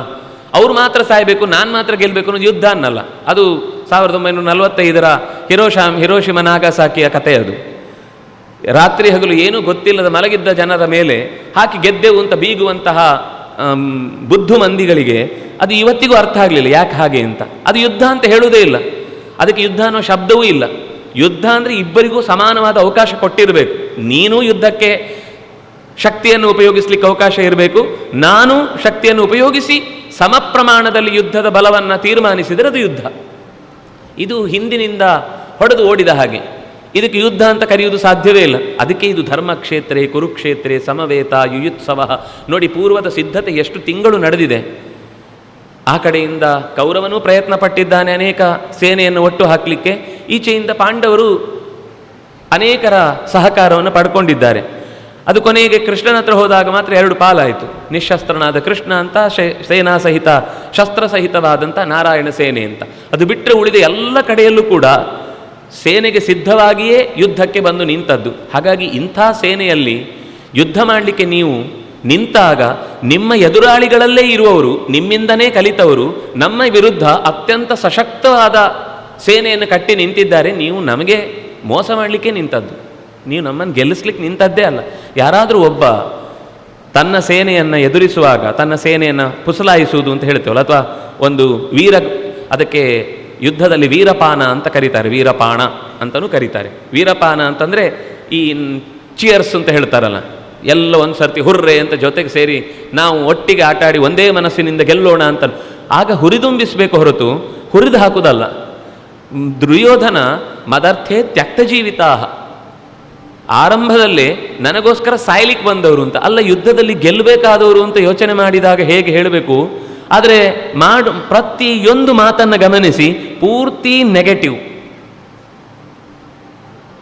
ಅಪರ್ಯಾಪ್ತಂ ತದಸ್ಮಾಕಂ ಬಲಂ ಭೀಷ್ಮಾಭಿರಕ್ಷಿತಂ ಪರ್ಯಾಪ್ತಂ ತ್ವಿದಮೇತೇಷಾಂ ಬಲಂ ಭೀಮಾಭಿರಕ್ಷಿತಂ. ಗಮನಿಸಿ, ಪರ್ಯಾಪ್ತಂ ಅಪರ್ಯಾಪ್ತಂ ತತ್, ಆದರೆ ಅದು ಭೀಷ್ಮರಿಂದ ರಕ್ಷಿಸಲ್ಪಟ್ಟದ್ದು. ವಸ್ತುತಃ ತತ್ ಯಾವುದು? ದೂರದಲ್ಲಿದ್ದು. ತನ್ನ ಸೇನೆ ಭೀಷ್ಮರಿಂದ ರಕ್ಷಿಸಿದ್ದೆಲ್ಲಿದೆ? ಇಲ್ಲಿದೆ. ಆದರೂ ಇಲ್ಲಿದೆ ಅಂತನ್ನೋದನ್ನು ಅಲ್ಲಿದೆ ಅಂತಾನೆ. ಪರ್ಯಾಪ್ತಂ ಇದಮೇತೇಷಾಂ, ಇದಂ ಅಂದರೆ ಯಾವುದು? ಹತ್ರದ್ದು. ಇದಮನ್ನುವ ಶಬ್ದ ಹಾಕಿ ಭೀಮನ ಸೇನೆಯನ್ನು ಹೇಳ್ತಾನೆ. ಅಂದರೆ ಅದು ಈಗಾಗಲೇ ನಮ್ಮ ಮೇಲೆ ಮುಗಿಬಿದ್ದು ನಮ್ಮನ್ನು ನುಂಗಿ ಆಗಿದೆ ಅನ್ನೋ ಭಾವನೆ. ಯಾಕೆಂದರೆ ಆರಂಭದಲ್ಲೇ ಹೇಳಿದ ಭೀಮಾರ್ಜುನ ಸಮಾಯುಧಿ, ಪ್ರತಿಯೊಬ್ಬನೂ ಕೂಡ ಸೇನೆಯಲ್ಲಿ ಕಾಣುವವನು ಭೀಮ ಅರ್ಜುನರಂತೆ ಕಾಣ್ತಾ ಇದ್ದಾನೆ ಅಂತಲೇ ಹೇಳುವುದವನು. ಹಾಗಾಗಿ ಅವನಿಗೆ ಆರಂಭದಲ್ಲೇ ಒಳಗಿನಿಂದ ಹುಳುಕು ತನ್ನನ್ನು ಗೆದ್ದಲು ಹಿಡಿದ ಹಾಗೆ ನುಂಗಿ ಆಗಿದೆ ಅಂತ ಅನಿಸಿ ಆಗಿದೆ. ಆದರೆ ನೆಲದಲ್ಲಿ ಬಿದ್ದರೂ ಮೂಗು ಮೇಲೆ ಅಂತ ಗಾದೆ ಇದ್ದ ಹಾಗೆ ಅವನು ಆದರೂ ಹಠಕ್ಕೆ ಬಿದ್ದು ಯುದ್ಧ ಮಾಡಿದ್ದಷ್ಟೇ ಅಂತ ಗೊತ್ತಾಗುತ್ತೆ ನಮಗೆ. ಆ ವಿಷಾದದಲ್ಲಿ ಶರಣಾಗತಿ ಇರಲಿಲ್ಲ ಗುರುಗಳ ಹತ್ರ. ನೋಡಿ, ನಮ್ಮ ಕಡೆಯ ಸೇನೆ ನಾನು ನಿಮಗೆ ಗೊತ್ತಿರಲಿ ಅಂತ ಹೇಳ್ತಾ ಇದ್ದೇನೆ, ಸಂಜ್ಞಾರ್ಥಂ ತಾನ್ ಬ್ರವೀಮಿ, ನಿಮಗೂ ಗೊತ್ತಿರಲಿ ಅಂತ ಹೇಳ್ತಾ ಇದ್ದೇನೆ. ಭವಾನ್ ಭೀಷ್ಮಶ್ಚ ಕರ್ಣಶ್ಚ ಕೃಪಶ್ಚ ಸಮಿತಿಂಜಯ ಅಶ್ವತ್ಥಾಮ ವಿಕರ್ಣಶ್ಚ ಸೌಮದತ್ತಿಸ್ತಥೈವಚ. 11 ಅಕ್ಷೋಹಿಣಿ ಸೈನ್ಯದಲ್ಲಿ ಸಿಕ್ಕಿದ ಹೆಸರು 7. ಈ ಕಡೆ 7 ಅಕ್ಷೋಹಿಣಿಯ ಸೈನ್ಯದಲ್ಲಿ ನೀವು ಲೆಕ್ಕ ಹಾಕಿ, ಅದರಲ್ಲಿ 11 ಹೆಸರನ್ನು ಹೇಳ್ತಾನೆ. 7ರಲ್ಲಿ 11 ನೋಡ್ತಾನೆ, 11ರಲ್ಲಿ 7 ನೋಡ್ತಾನೆ. ಅಂದರೆ ಆಗಲೇ ಮತ್ತೆ ಸಂಖ್ಯಾ ಲೆಕ್ಕಾಚಾರದಲ್ಲೂ ತನ್ನ ಕಡೆಗೆ ಸೋಲಾಗಿದೆ ಅಂತ ಅವನಿಗೆ ಅಂದಾಜಾಗಿ ಆಗಿದೆ. ಹೀಗೆ ಇಡೀ ಭಾರತದ ಒಳಗಿನ ಸಂಗತಿಯನ್ನು ಏನು ಹೇಳಲಿಕ್ಕೆ ಹೊರಟಿದೆಯೋ ಅದನ್ನು ಗೀತೆಯ ಸಾಲಿನ ಮೂಲಕ ಹೇಳ್ತಾರೆ. ಇಲ್ಲಿ ಬಂದ ಪ್ರತಿಯೊಂದು ಹೆಸರನ್ನು ಕೂಡ ನಾವು ನೋಡಬೇಕು. ಭಾರತದ ಸಾರ ಹೇಗೆ ಅಂತ ಗೊತ್ತಾಗಬೇಕು ಅಂದರೆ, ಯಾಕೆ ಆ ಹೆಸರುಗಳನ್ನೆಲ್ಲ ಪಾಂಡವರ ಪಕ್ಷದಲ್ಲಿ ಇರುವುದರ ಬಗ್ಗೆ ಅವನು ಯೋಚನೆ ಮಾಡ್ತಾನೆ ಅಂದರೆ, ಅವರೆಲ್ಲ ಒಂದಲ್ಲ ಒಂದು ರೀತಿಯಲ್ಲಿ ನಮಗಿರಬೇಕಿತ್ತು, ನಮ್ಮ ಪಕ್ಷದಲ್ಲಿ ಇರಬೇಕಿತ್ತು. ವಸ್ತುತಃ ಅವನು ಹಾಗೆ ಮೋಸ ಮಾಡಿದ್ದಾನೆ. ಶಲ್ಯ ದಾರಿಯಲ್ಲಿ ಬರುವಾಗಲೇ ರಸ್ತೆಯೆಲ್ಲ ಸರಿ ಮಾಡಿದ್ದ. ಅರವಟ್ಟಿಕೆಗಳನ್ನಿಟ್ಟುಕೊಂಡು, ಅರವಟ್ಟಿಕೆ ಅಂದರೆ ಇವತ್ತಿನ ಭಾಷೆಯಲ್ಲಿ ಹೇಳೋದಾದರೆ ಗೆಸ್ಟ್ ಹೌಸು, ಹೋಟೆಲ್ಗಳು. ನಮಗದು ಈಗ ಮರ್ತೋಗಿದೆ ಆ ಶಬ್ದ. ಖುಷಿಯಾಯಿತು ಶಲ್ಯನಿಗೆ. ಅವರು ಭೋಗಪ್ರಿಯರು, ಮದ್ರ ದೇಶದವರು, ಅಂದರೆ ಇವತ್ತಿನ ಪಂಜಾಬ್. ಯಾವಾಗ ನೋಡಿದ್ರು ಉಣ್ಣೋದಕ್ಕೆ ತಿನ್ನೋದಕ್ಕೆ ಚೆನ್ನಾಗಿದ್ಬಿಟ್ರೆ ಮುಗಿದೋಯ್ತು, ನೀವೇನು ಕೇಳಿದ್ರು ಕೊಡ್ತಾರೆ. ಅವನು ಅವನ ತಲೆಯಲ್ಲಿ ಏನಂದರೆ ಇದನ್ನೆಲ್ಲ ಯುಧಿಷ್ಠಿರ, ಯಾಕಂದರೆ ಮಾವ ತನ್ನ ತಂಗಿಯನ್ನೇ ಪಾಂಡುವಿಗೆ ಕೊಟ್ಟದ್ದು. ಹಾಗಾಗಿ ಅವರು ನಾನು ಬರ್ತೇನೆ ಅಂತ ಗೊತ್ತಿರೋದ್ರಿಂದ ನನಗೆ ವ್ಯವಸ್ಥೆಯನ್ನು ಯುಧಿಷ್ಠಿರ ಮಾಡಿದ್ದಾನೆ ಅಂತ ಅಂದ್ಕೊಂಡು ನನ್ನ ಇಡೀ ಸೇನೆ ಈ ವ್ಯವಸ್ಥೆ ಮಾಡಿದವರಿಗೆ ಅಂತ ಹೇಳ್ದ. ಅಲ್ಲಿ ತನಕ ಒಂದೇ ಒಂದು ಕಡೆ ಬೋರ್ಡಲ್ಲಿ ಇದು ಈ ಮಠದ ಪ್ರಯೋಜಕತ್ವ ಅಂತ ಹಾಕಿಲ್ಲ ಅವನು, ಬರೀ ವ್ಯವಸ್ಥೆ ಮಾತ್ರ. ಯಾವಾಗ ಈ ಸೈನ್ಯ ಪೂರ್ತಿ ಅವರಿಗೆ ಶರಣಾಗತವಾಗುತ್ತೆ, ಹೇಳಿದ ಕೆಲಸ ಮಾಡುತ್ತೆ ಅಂತಂದು ಬಂದ ಬೋರ್ಡ್ ಇಟ್ಕೊಂಡು, ಇದು ನಾವೇ ಮಾಡಿದ್ದು, ನಮ್ಮದೇ ವ್ಯವಸ್ಥೆ, ತಂದುಬಿಡಿ ಸೈನ್ಯವನ್ನು ಅಂತ ಒಳಗೆ ಕರ್ಕೊಂಡು ಬಿಟ್ಟ. ಹೀಗೆ ದಾರಿ ತಪ್ಪಿಸಿದ್ದು ನಾವು ಸಾಮಾನ್ಯ ಕೃಷ್ಣ ದಾರಿ ತಪ್ಪಿಸಿದ, ಹೀಗೆ ಮಾಡಿದ, ಹಾಗೆ ಮಾಡಿದ ಅಂತ ಬಹಳ ಜನ ಆಕ್ಷೇಪ ಮಾಡೋರಿದ್ದಾರೆ ಕೃಷ್ಣನ ಬಗ್ಗೆ. ದುರ್ಯೋಧನ ಮಾಡಿದ್ದನ್ನು ಹೇಳುವುದೇ ಇಲ್ಲ. ಯಾಕೆಂದರೆ ದುರ್ಯೋಧನವರಿಗೆ ಬಹಳ ಪ್ರೀತಿ ಪಾತ್ರ. ಯಾಕೆಂದರೆ ಕನ್ನಡದವರು ಭಾರತದ ಯುದ್ಧದಲ್ಲಿ ದುರ್ಯೋಧನನಿಗೆ ಕಪ್ಪ ಕಟ್ಟಿದ್ದು. ಆದ್ದರಿಂದ ಅದರ ಜೀನ್ಸು ಇನ್ನೂ ಹಾಗೆ ಉಳಿದು ಕೆಲವೊಮ್ಮೆ ಇವತ್ತಿಗೂ ಅಂಥದ್ದೇ ಪಾತ್ರಗಳನ್ನು ಹೊತ್ತು ಮೆರೆದು ಜೈಲಿಗೆ ಹೋಗಿ ಬಂದದ್ದು ನೋಡ್ತೇವೆ ನಾವು. ಆದ್ದರಿಂದ ಎಲ್ಲಿ ಯಾವ ಸಂಗತಿಯನ್ನು ನಾವು ತಿಳ್ಕೊಳ್ಬೇಕು ಅಲ್ಲಿ ನೀವು ಕವಿಗಳನ್ನು ಗಮನಿಸಿ. ಬಹಳ ಜನರಿಗೆ ಕುಮಾರವ್ಯಾಸ ಒಬ್ಬ ಬಿಟ್ಟರೆ, ಇನ್ಯಾರೋ ಒಂದಿಬ್ಬರು ಬಿಟ್ಟರೆ, ಹೆಚ್ಚಿನವರೆಲ್ಲರೂ ದುರ್ಯೋಧನನ ಬಹಳ ವೀರ, ಶೂರ, ಧೀರ, ಅವನು ಹೀರೋ. ಅವರು ಎಲ್ಲ ರೀತಿಯಿಂದ ನೋಡಿ, ರಾವಣ, ದುರ್ಯೋಧನ ಒಂದೊಂದು ಯಾವುದೋ ಒಳ್ಳೆ ಗುಣ ಇಟ್ಟುಕೊಂಡು ಅದನ್ನು ಮೆರೆಸ್ತಾರೆ. 100 ಒಳ್ಳೆ ಗುಣಗಳಿರುವಲ್ಲಿ ಯಾವುದೋ ಒಂದು ಸಣ್ಣ ನಮಗೆ ಲೋಕಕ್ಕೆ ಕಾಣುವ ತಪ್ಪಿನ ಒಂದೇ ಶಬ್ದವನ್ನು ಇಟ್ಟುಕೊಂಡು ಅವರನ್ನು ತೀರಾ ಇದೆಲ್ಲ ಒಂದು ವರ್ಗಕ್ಕೋ ಜಾತಿಗೋ ಮೀಸಲು ಮಾಡಿ ಉಳಿದದ್ದನ್ನೆಲ್ಲ ವಿರೋಧಿಸುವ ರೀತಿಯಲ್ಲೇ ಅವರನ್ನು ಚಿತ್ರಿಸುವ ಸಂಗತಿಗಳನ್ನು ನಾವು ನೋಡುತ್ತೇವೆ. ಆದರೆ ಇಡೀ ಭಾರತದ ಅಷ್ಟೂ ಪಾತ್ರಗಳ ಸಂಗತಿಯನ್ನು ಪ್ರಮುಖವಾದ ಪಾತ್ರಗಳನ್ನು ಗೀತೆಯಲ್ಲಿ ತಂದ ಉದ್ದೇಶ ಅದಷ್ಟೂ ಕೂಡ ಇಡೀ ಕಥೆಗೆ ಸಂಬಂಧಪಟ್ಟ ಪ್ರಧಾನವಾದ ಅಂಶ ಅದು. ಅಂದರೆ ಒಳಗೆ ನಡೆಯುವ ಯುದ್ಧಕ್ಕೆ ಹೊರಗಿನಿಂದ ಏನೇನು ರೂಪಗಳು ಸಿಗುತ್ತೋ ಅದನ್ನು ಅರ್ಜುನ, ಯಾರು ದುರ್ಯೋಧನ ಎಚ್ಚರಿಸಿ ತೋರಿಸ್ತಾನೆ. ಅಂದರೆ ಯುದ್ಧದಲ್ಲಿ ಹೆಚ್ಚು ಕಮ್ಮಿ ಕೆಲವೊಂದು ಸರ್ತಿ ಶತ್ರುಗಳಿಗೆ ನಮ್ಮವರೇ ಸಹಾಯಕರು, ಎಲ್ಲ ಕಾಲದಲ್ಲೂ. ಅದು ಅವತ್ತಿಗೂ ಇವತ್ತಿಗೂ ಯಾವತ್ತಿಗೂ ನಮ್ಮಲ್ಲಿರುವಂತಹ ನಮ್ಮವರೇ ಕೆಲವು ಗುಟ್ಟುಗಳನ್ನು ಬಿಟ್ಟುಕೊಟ್ಟೋ ಅಥವಾ ಬೇಕು ಅಂತ ದಾರಿಯನ್ನು ತೆರೆದು ತೋರಿಸಿಯೋ ಶತ್ರುಗಳಾಗಿ ನಮ್ಮ ನಡುವೆನೇ ಇರುವಂತಹ ಭಿನ್ನಾಭಿಪ್ರಾಯಗಳನ್ನು ಎತ್ತಿ ಹಿಡಿದು ಇನ್ನಷ್ಟು ವೀಕ್ ಆಗುವ ಹಾಗೆ ಮಾಡ್ತಾರೆ. ಹಾಗಾಗಿ ಭೀಷ್ಮ, ದ್ರೋಣ, ಕೃಪ, ಕರ್ಣ, ಅಶ್ವತ್ಥಾಮ ಇವರೆಲ್ಲರೂ ಒಳ್ಳೆಯವರೇ, ದುಷ್ಟರಲ್ಲ ಅವರು. ಅಂತತಃ ದುಷ್ಟತನ ಇತ್ತು, ಆದರೆ ಸ್ವತಃ ದುಷ್ಟರಲ್ಲ, ಪ್ರಭಾವತಃ ದುಷ್ಟರು. ಅಂತಹ ದುಷ್ಟರು ಕೂಡ ಸಹಾಯ ಮಾಡಿ, ಅಂದರೆ ಸಜ್ಜನರು ಕೂಡ ದುಷ್ಟ ಪ್ರಭಾವದಿಂದ ಸಹಾಯ ಮಾಡಿದ್ದು ದುಷ್ಟರಿಗೇನೆ. ನಮ್ಮಲ್ಲೂ ಹಾಗೆಯೇ ನಮ್ಮದೇ ಇಂದ್ರಿಯಗಳು ನಮ್ಮದೇ ಆಗಿ ನಮಗೆ ವಿರುದ್ಧವಾಗಿ ನಿಲ್ಲುತ್ತೆ. ನಮ್ಮ ಕಣ್ಣು, ಮೂಗು, ಬಾಯಿ, ನಾಲಿಗೆ ಎಲ್ಲವೂ ಒಂದಲ್ಲ ಒಂದು ರೀತಿಯಿಂದ ಆಸಕ್ತಿಗೆ ಒಂದು ಸರ್ತಿ ಜಾಹೀರಾತು ನೋಡಿದ ಮೇಲೆ ಅದೇ ಬೇಕು ಅಂತ ಮಗು ಹಠ ಮಾಡುತ್ತೆ. ಒಂದು ಸಲ ತಿಂದ ಮೇಲೆ ನಾಲಿಗೆಗೆ ಅದೇ ರುಚಿ ಬೇಕು ಅಂತ ಅನಿಸುತ್ತೆ. ಒಂದು ಸರ್ತಿ ಸದ್ದು ಕೇಳಿದ ಮೇಲೆ ಅಂಥದ್ದೇ ವ್ಯಕ್ತಿಯ ಹಾಡುಗಾರಿಕೆ ಬಹಳ ಮನಸ್ಸಿಗೆ ತಾಗುವಂತಾಗುತ್ತೆ. ಏನು ಹೇಳಿದ್ರು ಆಮೇಲೆ ಅದು ಲೆಕ್ಕಕ್ಕಿಲ್ಲ. ಅದು first impression is best impression ಅಂತ ಹೇಳಿದ ಹಾಗೆ, ಹಾಳಿಗೆ ಫಸ್ಟ್ ಇಂಪ್ರೆಷನ್ ಕಾರಣ ಆಗಿಬಿಟ್ರೆ ಆಮೇಲೆ ವಾಪಸ್ ಬೆಸ್ಟ್ ಎಷ್ಟೇ ತೋರಿಸಿದ್ರು ಅದು ಬೆಸ್ಟ್ ಅಂತ ತಲೆ ಒಳಗೆ ಹೋಗೋದೇ ಇಲ್ಲ. ಅದರಿಂದಾಗಿ ಬಹಳ ಸಂಗಾತ್ ಸಂಜಾಯತೆ ಕಾಮಃ, ಇದು ನಮ್ಮ ಬದುಕನ್ನೇ ಚಿತ್ರಿಸಿದ್ದು. ನೋಡಿ, ಸಂಘದ ಕಥೆಯನ್ನೇ ಹೇಳುವುದು. ಅಶ್ವತ್ಥಾಮ ಎಂಥ ಮನೆಯಲ್ಲಿ ಬೆಳೆದ ಹುಡುಗ, ದ್ರೋಣಾಚಾರ್ಯರು ಎಂಥವ್ರು ಅಂತ ನಮಗೊಂದು ಗೊತ್ತಿರಬೇಕು. ಶಿಲ ಉಂಚ ವೃತ್ತಿಯನ್ನು ನಡೆಸ್ತಾ ಇದ್ದವರು. ಶಿಲ ಅಂದರೆ ತೆನೆಗಳು, ಅಂದರೆ ಮೊದಲು ಒಂದು ಸರ್ತಿ ಕಟಾವು ಮಾಡಿದರೆ ತೆನೆಗಳು ಬಿದ್ದಿರ್ತವೆ. ತೆನೆಗಳನ್ನು ತರುವುದಕ್ಕೆ ಶಿಲ ಅಂತ, ಶಿಲವೃತ್ತಿ ಅಂತ ಕರೀತಾರೆ. ಅದಕ್ಕಿಂತಲೂ ಕಠಿಣವಾದದ್ದು ಉಂಚ. ಉಂಚ ಅಂದರೆ ಒಂದು ಸರ್ತಿ ಆ ಕಟಾವು ಮಾಡಿದ ಮೇಲೆ ಹಕ್ಕಿಗಳೆಲ್ಲ ಬಂದು ಮತ್ತೊಂದು ಸರ್ತಿ ಬಿದ್ದದ್ದೆಲ್ಲ ತಿಂದು ಹೋಗ್ತವೆ. ತೆನೆಗಳನ್ನೆಲ್ಲ ತೊಗೊಂಡು ಗೂಡಿಗೆ, ಮರಿಗಳಿಗೆ ತೊಗೊಂಡು ಹೋಗ್ತೇವೆ. ಅದರ ಮೇಲೆ ಕಾಳುಗಳು ಕೆಲವು ಬಿದ್ದಿರುತ್ತೆ ಗದ್ದೆಯಲ್ಲಿ. ಬರೀ ಕಾಳನ್ನು ಹುಡುಕಿ ಅಷ್ಟರಲ್ಲೇ ತಮ್ಮ ಜೀವನಕ್ಕೆ ಯಾರತ್ರವೂ ದೇಹಿ ಅಂತ ಕೈ ಚಾಚುವುದಿಲ್ಲ. ಅವರಿಗೆ ಭವಾನ್ ಭಿಕ್ಷಾನ್ ದದಾತು ಅಂತ ಅನ್ನುವ ಮಂತ್ರವೇ ಗೊತ್ತಿಲ್ಲ ಅವರಿಗೆ. ಉಪನಯ ದಿವಸವೂ ಹೇಳಿಕೊಟ್ಟಿದ್ದಾರೋ ಗೊತ್ತಿಲ್ಲ ಮಗನಿಗೆ. ಅಷ್ಟು ಸ್ವಾಭಿಮಾನಿ, ಅಷ್ಟು ವ್ರತನಿಷ್ಠ, ಅಪರಿಗ್ರಹ ಅನ್ನೋದು ಅಪರಿಮಿತವಾದ ಸ್ಥಿತಿಯಲ್ಲಿ ಅನುಸರಿಸಿದವರು ದ್ರೋಣಾಚಾರ್ಯರು. ಒಂದು ಮರದ ಹತ್ರವೂ ಅದನ್ನು ಕಿತ್ತು ತಗೊಳ್ತಿರ್ಲಿಲ್ಲ. ಬಿದ್ದಿದ್ರೆ ಬೇರೆ ಯಾವ ಪ್ರಾಣಿಗಳು ಅದನ್ನು ತಿನ್ನಲಿಲ್ಲ ಅಂದಮೇಲೆ ತಾವು ಸ್ವೀಕರಿಸಿ ಆಹಾರವಾಗಿ ಬಳಸಿಕೊಳ್ಳುವುದು. ಇಂಥ ರೀತಿಯಲ್ಲಿ ಜೀವನ ಮಾಡಿದ ದ್ರೋಣಾಚಾರ್ಯರ ಮನೆಯಲ್ಲಿ ಪಾಪ ಮಗುವಿಗೆ ಹಾಲು ಬೇಕಲ್ವ, ನಿತ್ಯ ತಾಯಿಯು ಹಾಲು ಕೊಡ್ತಿದ್ಲು. ಸಂಘದಿಂದ ಏನಾಯಿತು, ಆಟಾಡಲಿಕ್ಕೆ ಹೋಗ್ತಾ ಇದ್ದ ಅಶ್ವತ್ಥಾಮ ಒಂದು ದಿವಸ ಎಲ್ಲರೂ ಹಾಲು ಕುಡಿದ್ರು ಅಂದಾಗ ನಾನು ಹಾಲು ಕುಡಿದಿದ್ದೇನೆ ಅಂತಿದ್ದ. ಇವರಿಗೆ ಆಶ್ಚರ್ಯ, ಇವ್ರ ಮನೆಯಲ್ಲಿ ಒಂದು ಹೊತ್ತು ತುತ್ತಿಗೆ ಗತಿ ಇಲ್ಲ, ಇವ್ರು ಎಲ್ಲಿಂದ ಹಾಲು ಅಂದರೆ ಅಷ್ಟು ಅದೊಂದು ಸಿರಿವಂತಿಕೆಯ ಸಂಕೇತ ಅದು, ಹಾಲಿರುವುದು ಮನೆಯಲ್ಲಿ ಅಂದರೆ. ನೋಡಿ, ನಮ್ಮ ಹಿರಿಯರನ್ನೆಲ್ಲ ನಾವು ಬಹಳ ಬಡವರು ಅಂತ ನಾವು ಯೋಚನೆ ಮಾಡ್ತೇವೆ. ಆದರೆ ಯಾವ ಮನೆಯಲ್ಲೂ ಕೂಡ ಹಸು ಇರಲಿಲ್ಲ ಅಂತಿಲ್ಲ. ಹಿಂದೆ ಒಂದು ಹಿತ್ತಲಿನ ತೋಟದಲ್ಲಿ ತರಕಾರಿಗೆ ತೊಂದರೆ ಇರ್ತಿರ್ಲಿಲ್ಲ, ತೆಂಗಿನ ಮರದಿಂದ 4 ತೆಂಗಿನಕಾಯಿಗೆ ತೊಂದರೆ ಆಗ್ತಿರ್ಲಿಲ್ಲ, ಗದ್ದೆಯಲ್ಲಿ ಬೆಳೆದ 4 ಧಾನ್ಯ ಕಾಳುಗಳಿಗೆ ತೊಂದರೆ ಆಗ್ತಿರ್ಲಿಲ್ಲ. ನನಗೆ ಈಗಲೂ ನೆನಪಿದೆ, ನಮ್ಮ ಮನೆಯಲ್ಲಿ ಏನಾದರೂ ವಿಶೇಷ ಕಾರ್ಯಕ್ರಮ ಆದರೆ ಬಹುಶಃ ಅಂಗಡಿಯಿಂದ ತರ್ತಾ ಇದ್ದದ್ದು ಈ ಕೊತ್ತಂಬರಿ ಬೀಜ, ಸಾಸಿವೆ, ಇಂಥ ದಿನಸಿ ಪದಾರ್ಥಗಳು ಬಿಟ್ಟರೆ, ಅದು ಯಾವುದು ಒಗ್ಗರಣೆಯ ಪದಾರ್ಥಗಳು ಬಿಟ್ಟರೆ ಬೇರೆ ಯಾವ ಪದಾರ್ಥವನ್ನು ಅಂಗಡಿಯಿಂದ ತಂದದ್ದು ಗೊತ್ತಿಲ್ಲ, ಯಾವ ಪದಾರ್ಥ ಕೂಡ. ಯಾಕಂದರೆ ಹಣ್ಣು ಬೇಕು ಅಂದರೆ ಬಾಳೆಹಣ್ಣಿದೆ, ಕಾಯಿ ಬೇಕು ಅಂದರೆ ತೆಂಗಿನಕಾಯಿ ಇದೆ, ಅಕ್ಕಿ, ಉದ್ದು, ಇನ್ನು ಯಾವುದೇ ಬೇಳೆ ಅಂತಂದರೆ ಹೆಸರು ಬೇಳೆ, ಇದು ಗದ್ದೆಯಲ್ಲಿ ಬೆಳೀತಿತ್ತು. ಎಳ್ಳು ಅದು ಬೆಳೀತಿತ್ತು ಒಂದು 3ನೇ ಬೆಳೆಯಾಗಿ. ಯಾವುದು ಅಂಗಡಿಗೆ ತರಲಿಕ್ಕೆ ಇರ್ತಿಲ್ಲ. ಈಗ ಎಷ್ಟು ಪರಾವಲಂಬಿಗಳಾಗಿದ್ದೇವೆ ಅಂದರೆ ಏನು ಹೆಸರು ಹೇಳಿದರೂ ಅದನ್ನು ತಕ್ಷಣ ನಾವು ಎಲ್ಲ ತೆರೆದಿಟ್ಟು ಬನ್ನಿ ಅಂತ ಕರೆಯುವ, ನಮ್ಮನ್ನೇ ಅಂಗಡಿಯೊಳಗೆ ನುಗ್ಗಿಸುವ ಮಾಲೇ ನೆನಪಾಗಬೇಕು. ನಮಗೆ ಏನು ಕೇಳಿದರೂ ಅಲ್ಲಿಂದನೇ ಬರಬೇಕು ಅಥವಾ ಮನೆಗೆ ತಂದು ಬಿಡಬೇಕು. ನಾವು ತಂದಿಟ್ಟುಕೊಂಡು ಬೆಳೆಸಿ ನಮ್ಮ ಇನ್ವಾಲ್ವ್ಮೆಂಟು ಅಂತ ಅನ್ನೋದು 0%. ಯಾವುದೇ ಕೆಲಸದಲ್ಲೂ ನಾನು ಇನ್ವಾಲ್ವ್ಮೆಂಟು ಅಂತ ಹೇಳಿದರೆ ಕೇವಲ ಪೂಜೆಯ ಸಂದರ್ಭ ಅಲ್ಲ. ಇನ್ವಾಲ್ವ್ಮೆಂಟು ಅಂದರೆ ನಿಜವಾಗಿ ಯಾವುದು ಅಂದರೆ, ಈಗ ಸತ್ಯನಾರಾಯಣ ಪೂಜೆ ಅಂತಂದರೆ ಅದರೊಂದು ಪುಷ್ಪ ಪೂಜೆ ಇದೆ, ಪತ್ರ ಪೂಜೆ ಇದೆ, ಕಲ್ಪೋಕ್ತವಾಗಿ ಅದನ್ನೇನು ಹೇಳ್ತಾರೆ. ಅದೊಂದು ಅಂತಲ್ಲ, ಯಾವುದೇ ನೀವು ಕರ್ತವ್ಯಗಳನ್ನು ನೋಡಿದರೂ ಅದರಲ್ಲೊಂದಿಷ್ಟು ಪತ್ರ ಪುಷ್ಪಗಳ ವ್ಯವಸ್ಥೆ ಇದೆ. ಅದು ಪತ್ರ ಪುಷ್ಪಗಳನ್ನು ನೀವು ಅಂಗಡಿಯಿಂದ ತನ್ನಿ ಅಂತ ಹೇಳೋದು, ನಿಮ್ಮ ತೋಟದಲ್ಲಿ ಅದನ್ನು ಬೆಳ್ಕೊಳ್ಳಿ, ಬೆಳೆದು ಅದನ್ನು ತಂದು ದೇವರಿಗೆ ಇಡಿ ಅಂತ. ಅಂದರೆ ಅವರಿಗೆ ಪರಿಸರದ ಪ್ರಜ್ಞೆಯ ಜೊತೆಗೆ ಪೂಜೆ ಆಗಬೇಕು ಅಂತ ಹೇಳೋದು. ನಾವು ಎಲ್ಲವನ್ನು ಎಲ್ಲಿ ಮೋರಿಯಲ್ಲಿ ಎಸ್ತಿರ್ತಾರೋ, ಇನ್ನೆಲ್ಲಿ ಉಗಿದು ತಂದಿರ್ತಾರೋ, ಉಗುದೇ ಕೊಟ್ಟಿರ್ತಾರೋ ಒಂದೂ ಗೊತ್ತಿಲ್ಲದೆ ಅದನ್ನು ತಂದು ದೇವರ ಎದುರುಗಡೆ ಇಟ್ಟು ಭಾರೀ ಮೆರವಣಿಗೆ, ಏನು ಅಲಂಕಾರ, ನಾವೆಷ್ಟು ಚೆನ್ನಾಗಿ ಮಾಡ್ತೇವೆ, ದುಡ್ಡು ಖರ್ಚು ಮಾಡ್ತೇವೆ ಅಂತ ಒಂದು ತಲೆಯಲ್ಲಿ ಬಂದು ಬಿಟ್ಟದ್ರಿಂದ ನಾನು ಖರ್ಚು ಮಾಡಬಾರ್ದು ಅಂತ ಹೇಳ್ತಿಲ್ಲ, ಯಾವುದು ಅನಿವಾರ್ಯವೋ ಅದಕ್ಕೆ ಮಾಡಲೇಬೇಕು.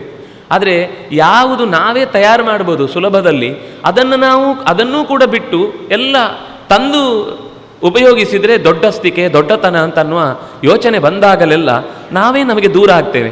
ಯಾಕೆ ಕರ್ಮಗಳು ಎಷ್ಟೋ ಸಲ ಫಲಿಸುವುದಿಲ್ಲ ಅಂದರೆ ಅದರಲ್ಲಿ ನಾವು ಹೆಚ್ಚು ಇನ್ವಾಲ್ವ್ ಆಗಿಲ್ಲ. ಯಾವಾಗ ನಾವು ಪೂರ್ತಿಯಾಗಿ ಅದಕ್ಕೆ ಒಡ್ಡಿಕೊಳ್ತೇವೋ ನಮ್ಮನ್ನು ಆ ಕೆಲಸಗಳಲ್ಲಿ, ಆ ಒಡ್ಡಿದ ಕೆಲಸವೂ ಪೂಜೆಯೇ. ಬರೀ ದೇವರ ಮುಂದೆ ಕೂತು ಅಲಂಕಾರ ಆದಮೇಲೆ ಆರತಿ ಎತ್ತುವುದು ಪೂಜೆ ಅಲ್ಲ, ಅದು ಒಂದು ಪೂಜೆಯ ಕೊನೆಯೇ. ನಿಮಗೆಲ್ಲ ಲೋಕಕ್ಕೆ ಗೊತ್ತಾಗಲಿಕ್ಕೆ ಫೋಟೋ ತೆಗಿಲಿಕ್ಕೆ ಕಾಣುವ ಪೂಜೆ ಅದು.